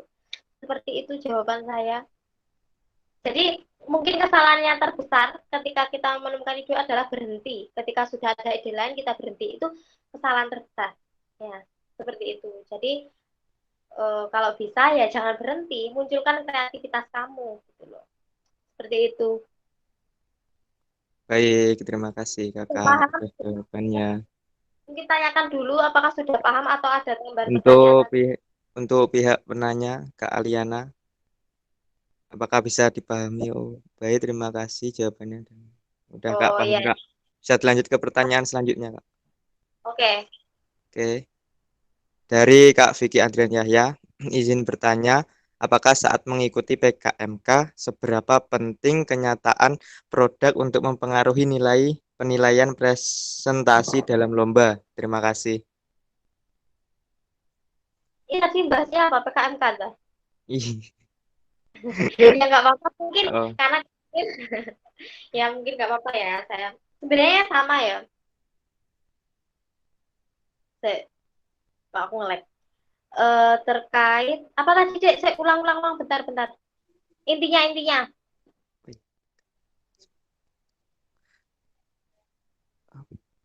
ketika mengikuti PKMK, Mm-mm. seberapa penting kenyataan produk untuk mempengaruhi nilai presentasi dalam lomba? Pernyataan produk. Kenyataan produk. Oh iya, oke. Oke. Oke, maaf ya. Oke, aku jawab ya. Membahas PKM mungkin di luar esai, nggak apa-apa sih, karena memang kita tujuan tadi adalah nulis. Terkait kenyataan produk PKM. Hmm, kita tahu dari awal ya, yang namanya PKM, program kreativitas mahasiswa, terus itu ajang bergengsinya mahasiswa, kemudian itu kita dalam bentuk proposal, ya, terus kemudian didanai. Nah, kenyataan produk. Yang dimaksud dengan kenyataan produk di sini, ya mungkin saya singgung tadi, mungkin motivasinya di ini bertanya, kenyataan produk. Ketika kita kita logikakan ya, ketika kita administrasi di kampus gitu aja, wes. Belum kita ke PKM. Semisal kita mengajukan proposal dana. Nah, kan intinya diibaratkan kan mengajukan proposal dana itu harus benar-benar nyata ada kegiatan kan. Maksudnya kita nggak mengada-ngada, soalnya kan di akhir nanti ada pertanggungjawaban. Nah, itu logikanya. Kita balik lagi ke PKM, kenyataan produk PKM. PKMK. Ketika kita mengajukan proposal PKM di Dikti pun sama. Ujung-ujungnya kan kita mau, sebenarnya proposal PKM ini kan tujuan kita mau nyairin dana. Kita punya ide, tapi kita tidak punya dana, terus kita ajukan ke Dikti untuk mencairkan dana, kemudian didanai, dan kemudian nanti setelah didanai kan kita merealisasikan. Seperti itu kan? Nah, berarti jika dikaitkan dengan kenyataan produk, ya iyalah, harus benar-benar nyata. Masa iya ketika kita mengajukan proposal, terus kita membutuhkan dana, ketika sudah dikasih dana, kita nikmati dananya saja, tapi kita tidak menjalankan secara nyata di masyarakat. Maksudnya nyata, misalnya kita PKMK, membuat produk, kalau contoh saya kemarin siwil gitu ya. Ini kita nggak eksekusi, benar-benar eksekusi, terus nanti bentuk pertanggungjawabannya kita seperti apa? Soalnya kan di PKM itu kan ada mekanisme pertanggungjawaban laporan di akhir.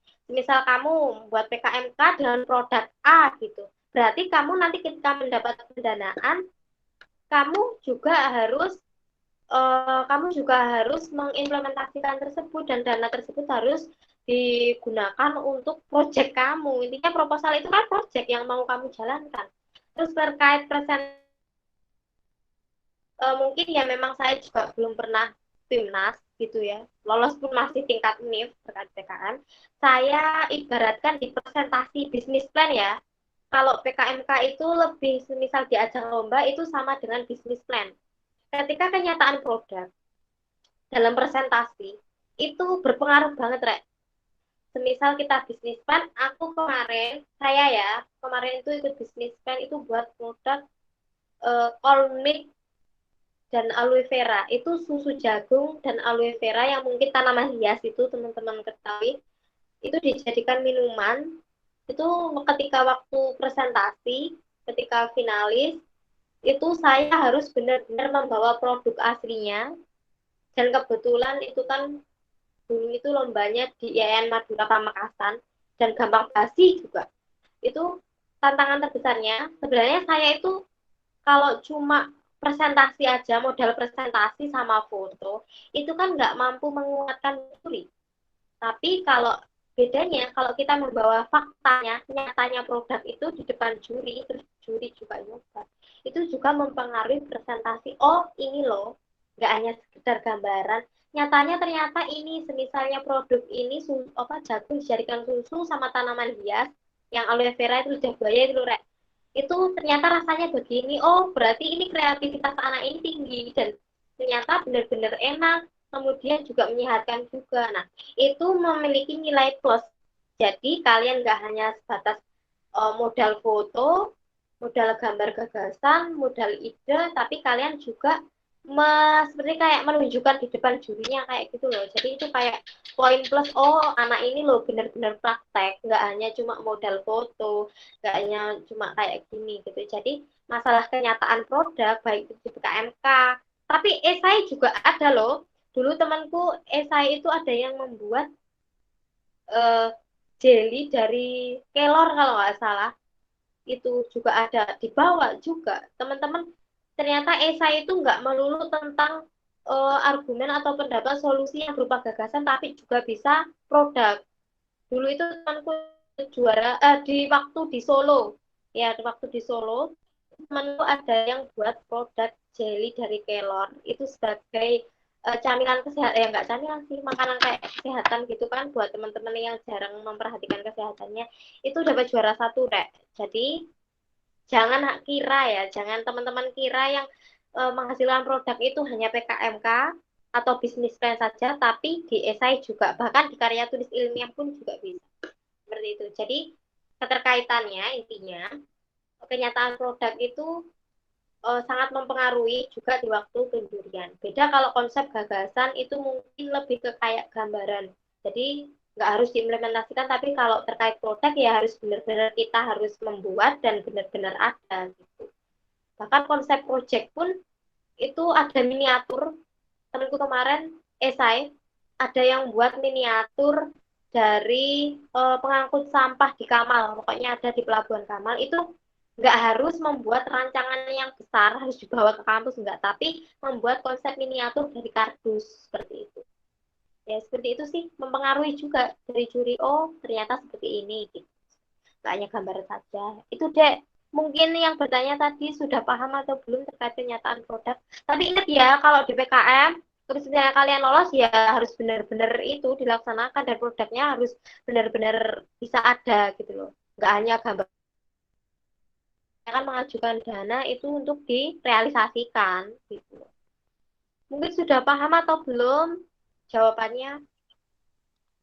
Baik, dari pihak penanya, terima kasih Kak atas jawabannya. Alhamdulillah sudah bisa dimengerti Kak. Kita lanjut ke Oke. pertanyaan berikutnya dari Kak Puput. Mau tanya Kak, untuk saat ini prioritas utama Kak Maya dalam kreativitas menulis itu mau sampai titik mana? Ya Allah, kok bisa pertanyaannya kayak gitu ya? Ya mungkin dari pengalaman lah. Oke, aku jawab. Kalau ditanya prioritas, prioritas semester tua, sebenarnya saya itu kemarin eh, asal kalian tahu saya itu sama kayak kalian terkait menulis itu saya juga sama-sama nggak bisa, cuman karena memang kalah dari pengalaman aja ya. Kalian masih mau mencoba atau bahkan yang masih mencoba dan saya udah tahap level banyak sekali kegagalan, jadi kayak udah biasa gitu kan. Ya nggak biasa sih, maksudnya udah itu walaupun nggak bisa ya diusahain bisa gitu loh. Nah terkait prioritas sekarang, curhat itu nggak apa-apa ya. Kalau kemarin alhamdulillah ketika sebelum skripsi, karena itu pandemi ya, terus kebetulan nggak ada perkuliahan juga, cuma satu matkul atau dua matkul itu di semester semester 7, 6, tujuan akhir, pokoknya di 2020 akhir. Nah, itu saya mikir gini, ketika saya ya namanya juga di rumah, ada gabutnya juga, terus semacam kayak bingung mau ngapain, mau kuliah juga nggak ada kuliah, terus mau skripsi juga belum skripsi kalau di semester itulah ya pada waktu itu. Terus nunggu judul ya belum ACC gitu dulu. Nah, saya kebetulan punya partner yang memang kebetulan sama-sama gabut. Semua itu berawal dari kegabutan karena kegelisahan saya sendiri. Saya itu mau ngapain biar saya itu sibuk. Bukan berarti sok sibuk, tapi menyibukkan diri biar enggak, maksudnya aneh-aneh stres di rumah. Justru kalau saya diam itu malah stres di rumah. Nah, seperti saya berangkat dari itu. Nah, kalian tahu kan di masa pandemi ini kalian tuh pasti banyak yang di rumah, banyak yang gabutnya mungkin, banyak bosennya mungkin. Nah, itu saya berangkat dari situ. Kalau kalian tahu, lihat saya di CV saya tadi yang dibacakan di siapa tadi? Ya, di masa pandemi itu ada berapa prestasi yang saya capai. Iya, bukan prestasi sih, semacam kayak karya gitu ya, yang mau saya buat. Tapi di lain itu banyak sekali kegagalannya. Itu cuma yang dicantumin di CV kan itu cuma sekedar yang apresiasi aja. Nah, itu saya memang punya partner, ya dari Fakultas Keislaman sendiri ada, dari luar fakultas sendiri itu juga ada. Nah, terkait motivasi penulisnya, saya sampaikan tadi, teman-teman itu PR-nya cari partner yang mau diajak nulis. Seperti itu. Yang mau, bukan yang bisa. Kalau juga nggak mau. Itu banyak sekali mereka yang nggak bisa, tapi mereka mau berakhir dari belajar, mereka bisa. Gitu. Mengusahakan bisa lah intinya. Kalau prioritas sekarang saya, kalau yang menurut saya agak rehat dulu dari nulis-nulis karena di sini kebetulan ya agak cerita sedikit ya menyinggung tentang motivasi menulis saya. Ketika saya di masa pandemi tahun 2020 sekitar ada saya mengikuti banyak sekali pokoknya event, bahkan sertifikat yang hanya peserta itu ada sampai dan itu yang alhamdulillah kemarin juga lolos yang PKM, terus ada lomba kewirausahaan, terus lomba apa lagi sama teman-teman. Nah, itu saya punya partner yang sama-sama gabutnya, dan itu grup pun, itu kami sampai punya grup gabut, dan itu pun kami anehnya kita juga karena memiliki kemauan, kita di situ juga share-share pamflet, terus sharing-sharing ketika kira-kira teman-teman gabut enggak? Ayo kalau gabut kita nulis bareng. Ya, oh oke, oke, ayo jalan. Ketika kita sampai deadline pun kita juga bahkan banyak sekali yang SKS dan itu jangan ditiru. Kalau bisa teman-teman yang saya jangan SKS.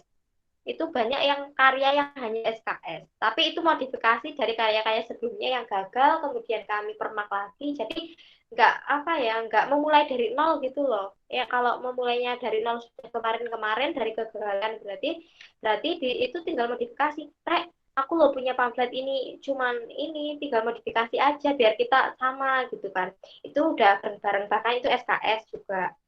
Kalau aku boleh cerita, yang lomba dari kemarin, yang mungkin sudah aku pernah curhat waktu PKM kemarin kalau teman-teman tahu, PKM-ku yang lolos di Univ pun, ya, itu pun juga bukan pure aku nulis niat nulis PKM, karena itu memang bisnis plan yang kemudian yang karena dari 5 atau berapa event yang saya ikutkan ternyata tidak lolos, dan itu pun event gratis kan, peluang sebenarnya banyak, tapi kan kayak pesaingnya itu kan banyak ya, misalnya ikut lomba kayak gitu.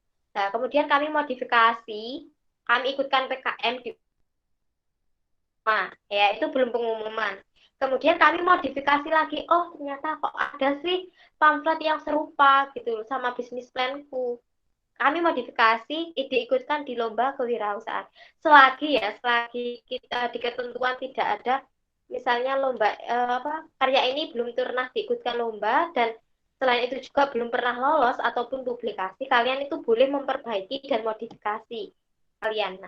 Nah, dan ternyata alhamdulillah di penghujung tahun 2020 yang mungkin hasil kegabutan saya di masa pandemi itu akhirnya setelah bulan Desember akhir Desember akhir itu kan ada pengumuman lolos itu PKM. Nah, alhamdulillah itu dapat juara 3. Nah, kemudian ada lagi pengumuman di Masif itu lomba kewirausahaan bisnis plan itu lolos juara 2. Nah, apakah itu enggak itu. Maksudnya apa kita menyangka gitu loh. Uang aku ikutkan di 5 event atau bahkan lebih itu aja gagal. Tapi setelah dimodifikasi, diperbaiki, kiranya yang salah apa, terus kemudian saya ikutkan lagi, oh ternyata langsung 2. Itu di akhir tahun 2020 langsung dapat 2 penghargaan seperti itu. Jadi kalau ditanya prioritas sekarang, kalau menurut saya sih ya masih kurang sih sebenarnya karena saya juga menyadari diri saya sendiri ketika saya nulis prioritas, tapi itu bukan prioritas utama sekarang, itu hanya sampingan saya ketika saya gabut. Mungkin bahasanya ya, kalau kemarin waktu saya tidak ada berkuliah dan tidak ada skripsi, itu menjadi prioritas saya. Tapi ketika sekarang saya semester 8, saya harus menghadapi skripsi ya, menulis saya ya fokus ke skripsi, gitu loh. Semisal pun nanti ada longgar dan ada teman yang ngajak, kenapa enggak, gitu. Dan kebetulan ketika saya menulis, ketika sebenarnya kemarin tuh partnerku juga yang dari luar fakultas ada, yang dari dalam fakultas ada.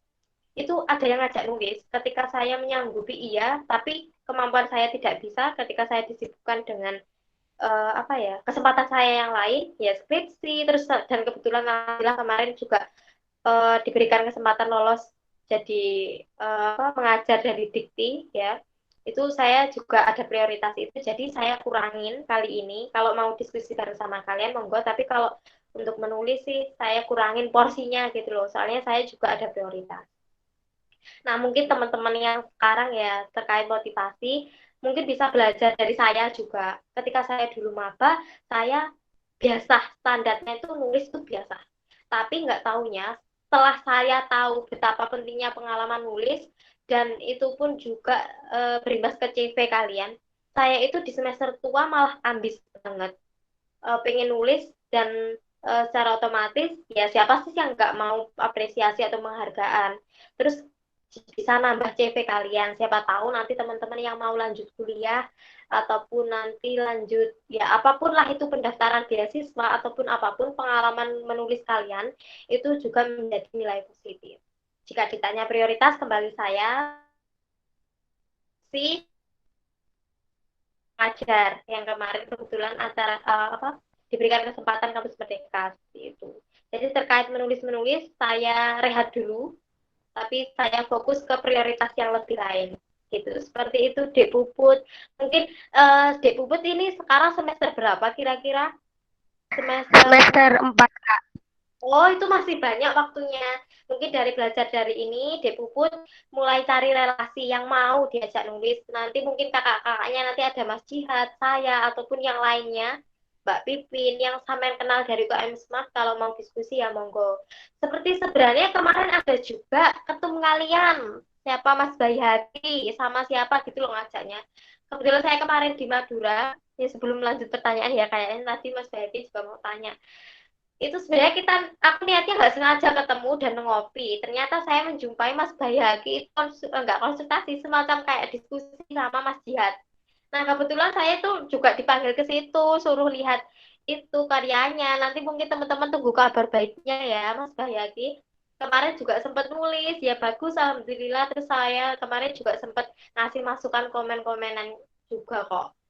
Nah, seperti itu. Jadi, buat Dek Puput, nah, karena berhubung sampean juga ikut UKM Smart kan, ajak teman-teman yang benar-benar mau. Jangan yang mereka yang apa ya, biasanya kalau orang-orang yang bisa itu kan merasa sok bisa jadi pilih teman-teman yang mau dan belajar buat aja grup maksudnya lebih privat gitu loh grup khusus kalian terus misalnya nanti ada share pamflet di grupnya biar lebih aktif juga nggak apa-apa jadi semester 4 ini masih banyak loh peluangnya misalnya kamu di sela-sela kuliah ataupun ketika kamu gabut itu juga kamu juga bisa nulis sama teman-teman.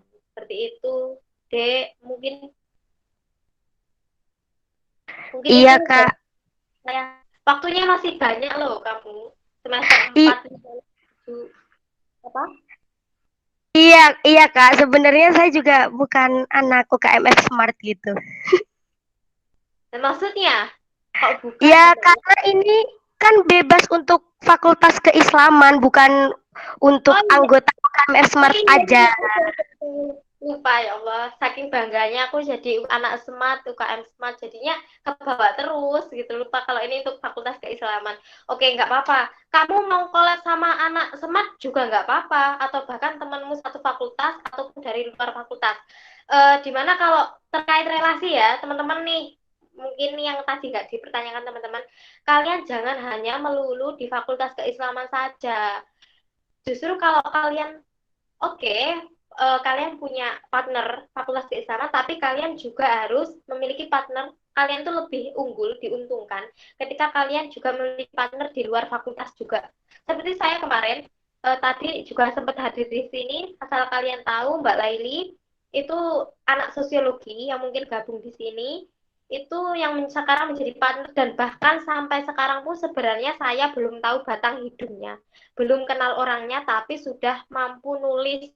Dan hebatnya, kerennya karena kita cuma sekedar diskusi grup, kita bisa apa ya, harmonis gitu loh. Maksudnya kita ada feel-nya gitu loh. Jadi itu. Terus ada anak teknik juga kemarin saya buat PKM dari anak pertanian, dari FK sendiri juga ada kemarin. Jadi kayak gitu, perbanyak-banyak relasi yang mau nulis, itu aja kuncinya. Iya Kak, terima kasih banyak jawabannya. Ayo tadi siapa yang mau tanya lagi? Udah Kak ini Kak untuk pertanyaan dari Kak Puput. Udah terjawab. Oke, terima kasih. Untuk pertanyaannya dari Kak Bayi Haki kita cancel Kak berhubung melihat Loh, waktunya yang begitu malam. sebentar, aku penasaran. Ya Allah, jangan kayak gitu toh. Aku penasaran pengen dengar suaranya ketumnya UKMF Smart 2021. Sebentar nggak apa-apa ya, Rek. Ini aku pengen lihat wajahnya juga. Baik, mungkin dari Kak Bayaki bisa menyampaikan pertanyaannya. Ini malah di cancel itu gimana sih? Ini Waktunya gak udah apa-apa ta? Ayo nggak apa-apa sebentar tok lo. Ya,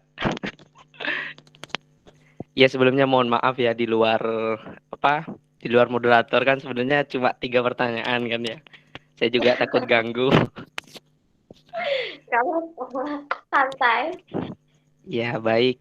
Pertama mohon maaf kepada Bapak moderator dan teman-teman. Pertanyaannya sih sederhana, Mbak.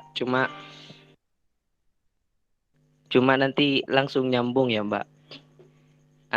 Ini yang pertama. Terkait esai itu masuk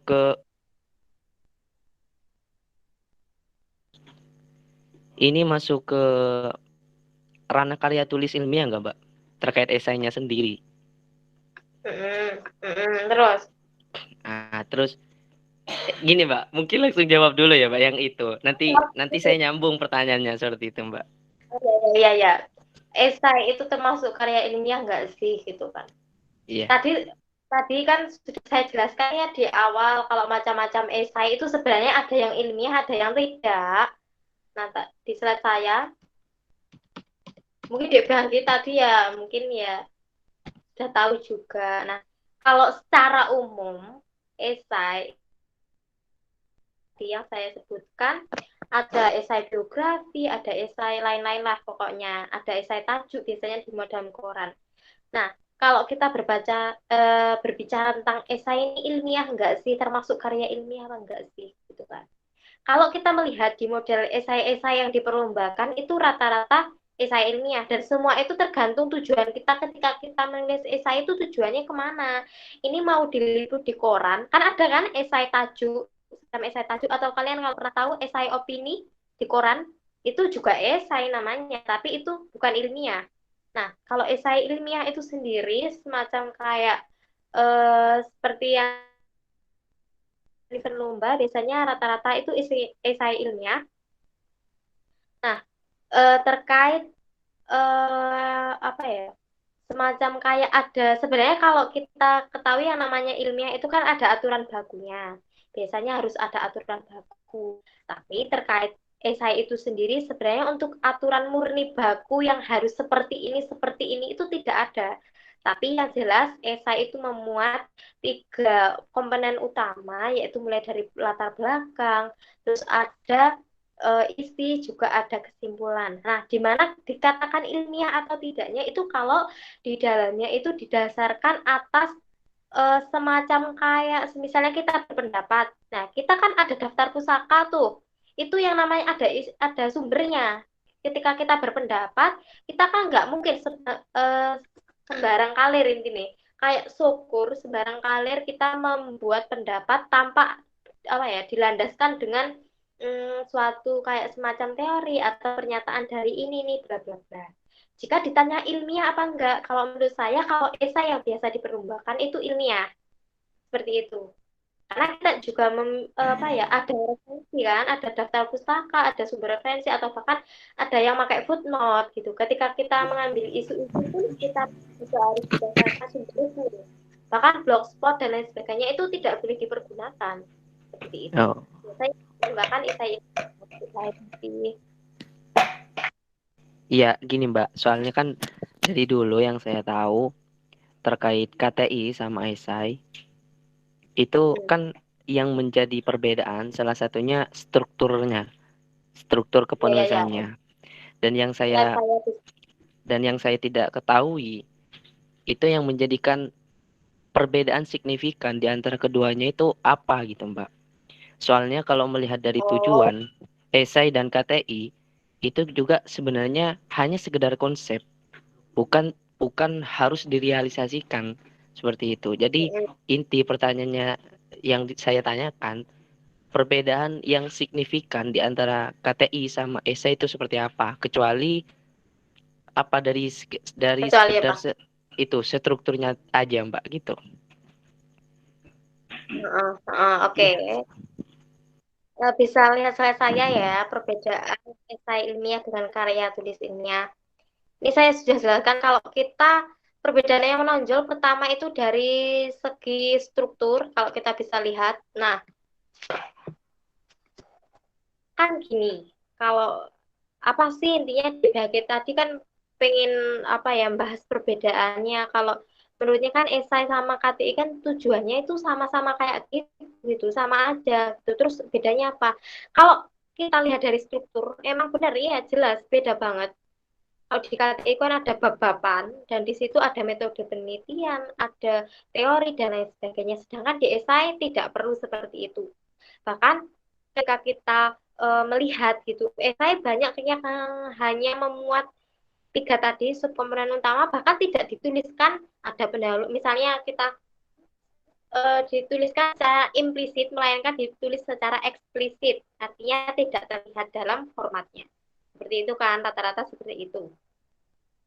Terus jika kita lihat dari halaman aja udah beda, Rek.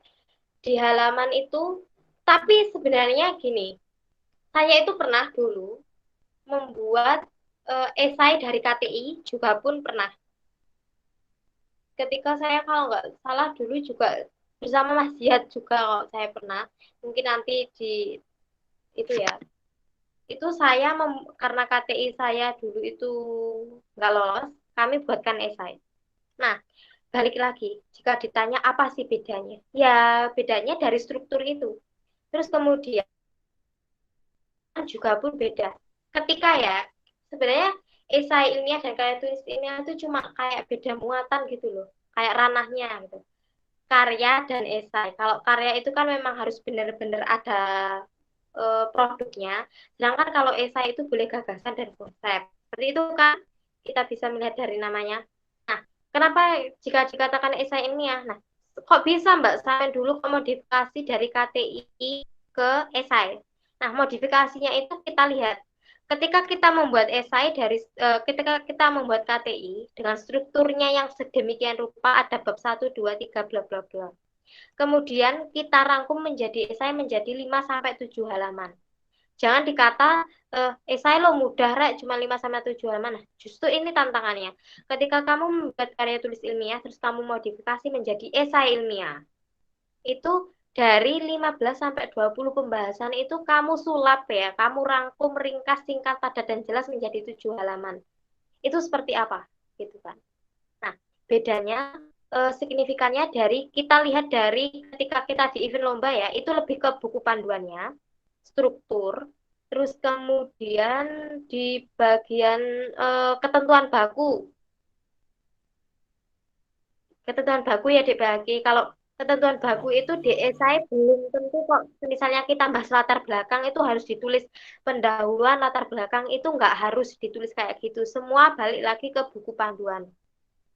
Kalau yang saya lihat kemarin di buku panduan Yaki sedikit menyinggung itu kemarin mungkin karena mungkin dari kebijakan panitia juga ya, misalnya kita udah tahu loh sebenarnya struktur esai itu nggak gini, ini lebih ke karya tulis ilmiah gitu kan, seperti kayak itu strukturnya. Mungkin Dek Yaki kan bingung dari itu kemarin buku panduannya kemarin kan, ini kok seperti kayak ada karya tulis ilmiah ya, bukan esai, ada teorinya bla bla bla. Semua balik lagi ketika saya jelaskan tadi, esai itu tidak ada ketentuan baku, namun secara umum ya hanya memuat 3 itu tadi, latar belakang, isi, dan kesimpulan. Sedangkan kalau karya tulis ilmiah itu sudah baku dari, walaupun kamu browsing dan lain sebagainya, itu isinya itu aja, seperti itu. Ketika kita melihat terus bedanya apa, ya yang menonjol itu dari jumlah halaman, struktur, setelah itu ketentuan baku atau tidaknya, seperti itu. Dan semua ketika kita lomba, walaupun kita tahu, loh ini loh, tulisan kayak gini loh, bukan seperti esai, ini seperti KTI, gitu kan, di PHKM mungkin bingung itu. Nah, ketika di buku panduannya, ketentuannya seperti itu, dan kebijakan panitia seperti itu, ya it's okay, gitu loh. Kita modifikasi seperti itu juga nggak apa-apa, dan itu pun juga nggak disebut karya tulis ilmiah. Kalau memang eventnya esai ilmiah, ya itu namanya esai ilmiah, gitu. Seperti itu deh, Bayaki. Oh, baik-baik, Mbak. Soalnya sebenarnya sih bukan bukan kebingungan, cuma timbul pertanyaan. Kok bisa sama-sama ilmiah, terus dibedakan secara strukturnya gitu? Itu Mbak sebenarnya Ya, yang timbul pertanyaan. Ya mungkin sudah jelas, Mbak. Terima kasih. ya. Aduh, ini teman-teman sudah pada ngantuk ya. Ya Allah. Tapi terima kasih loh Dek Bahagi sebagai penutupnya. Mungkin apa sama teman-teman juga nggak pikiran juga ya untuk ditanyakan karena memang sudah saya jelaskan. Tapi Dek Bahagi lebih spesifik gitu aja. Oke, Mbak Angge. Sama-sama. Iya semangat Dek Bahagi. Gimana sudah submit atau belum esainya kemarin? Sudah direvisi atau Itu belum? Mbak. Besok pengumuman, Mbak. Oh iya iya iya. Bantu doa ya nanti kabar baiknya. Wes teman-teman juga Siap, amin. termotivasi. Terus itu Dek Bahagi saran juga mungkin dari Semat sendiri atau dari Fakultas Keislaman sendiri nanti teman-teman lebih ke apa ya diranain ke prestasinya. Jangan nggak harus berprestasi sih, lebih mereka ke pengalamannya buat nulis. Terus ada juga buat itu kasih partner-partner mereka beri kesempatan buat lebih ke apa ya punya partner lah intinya biar kayak gitu biar ada motivasi penyemangat satu sama lain kayak gitu berhubung sama kan ketuanya juga merangkul anak-anaknya saya pesen kayak gitu Oke, Mbak Angge. siapa tahu nanti kalau kamu juara terus kamu Amin. motivasi dari juaramu terus nanti teman-teman juga termotivasi dari kamu ya alhamdulillah gitu loh semoga tak bantu Amin, doa amin, Mbak. Amin. Oke, Mbak, makasih. ayo gimana Pak Moderator. Baik, terima kasih untuk Kak Maya atas jawaban dari pertanyaan teman-teman. Berhubung waktunya sudah malam dan juga teman-teman sudah banyak yang keluar, mungkin sebelum saya akhiri ada close statement dari Kak Maya. Apa ya Kalau ya kata-katanya ya ya ini kuncinya kalian itu jangan meragukan diri sendiri gitu loh. Jangan takut juga untuk mencoba. Jangan takut gagal juga. Kalau justru kalau kalian nggak mau mencoba, kalian nggak tahu maksudnya potensi kalian itu ada di mana. Seperti itu. Terus ya kalian berekspektasi, pengen upgrade diri, pengen membawa perubahan diri melalui menulis, tapi jangan lupa untuk apa ya, intinya mewujudkannya lah gitu. Jadi misalnya ada gagal ya jadikan sebuah pelajaran untuk pengalaman dan untuk teman-teman semangat berkarya seperti jargon kita plus satu kita berkarya dan semangat literasi. Itu aja sih. Terima kasih ya apabila ada kata-kata yang mungkin kurang berkenan di hati teman-teman atau bahkan teman-teman masih kurang gitu. Saya mohon maaf juga atas keterbatasan saya. Saya tutup ya pembicaraan saya. Mungkin nanti teman-teman lebih lagi personal bisa chat saya atau mungkin bareng-bareng lagi ada teman-teman lain mau diskusi gitu ya. Sekian dari saya, kurang lebihnya mohon maaf. Wassalamualaikum warahmatullahi wabarakatuh. Waalaikumsalam warahmatullahi wabarakatuh. Terima kasih, Kakak. Baik, Terima terima kasih. Terima kasih, Kak. Sedikit kesimpulan dari saya. Jadi esai merupakan salah satu jenis karya tulis yang berisi antara fakta dan opini. Esai bersifat sudut pandang dari penulis di mana memberikan solusi dari sebuah permasalahan yang ada dan dituangkan dalam bentuk tulisan. Ide-ide yang harus kita tuangkan yakni ide-ide yang baru atau inovasi baru. Baik, terima kasih.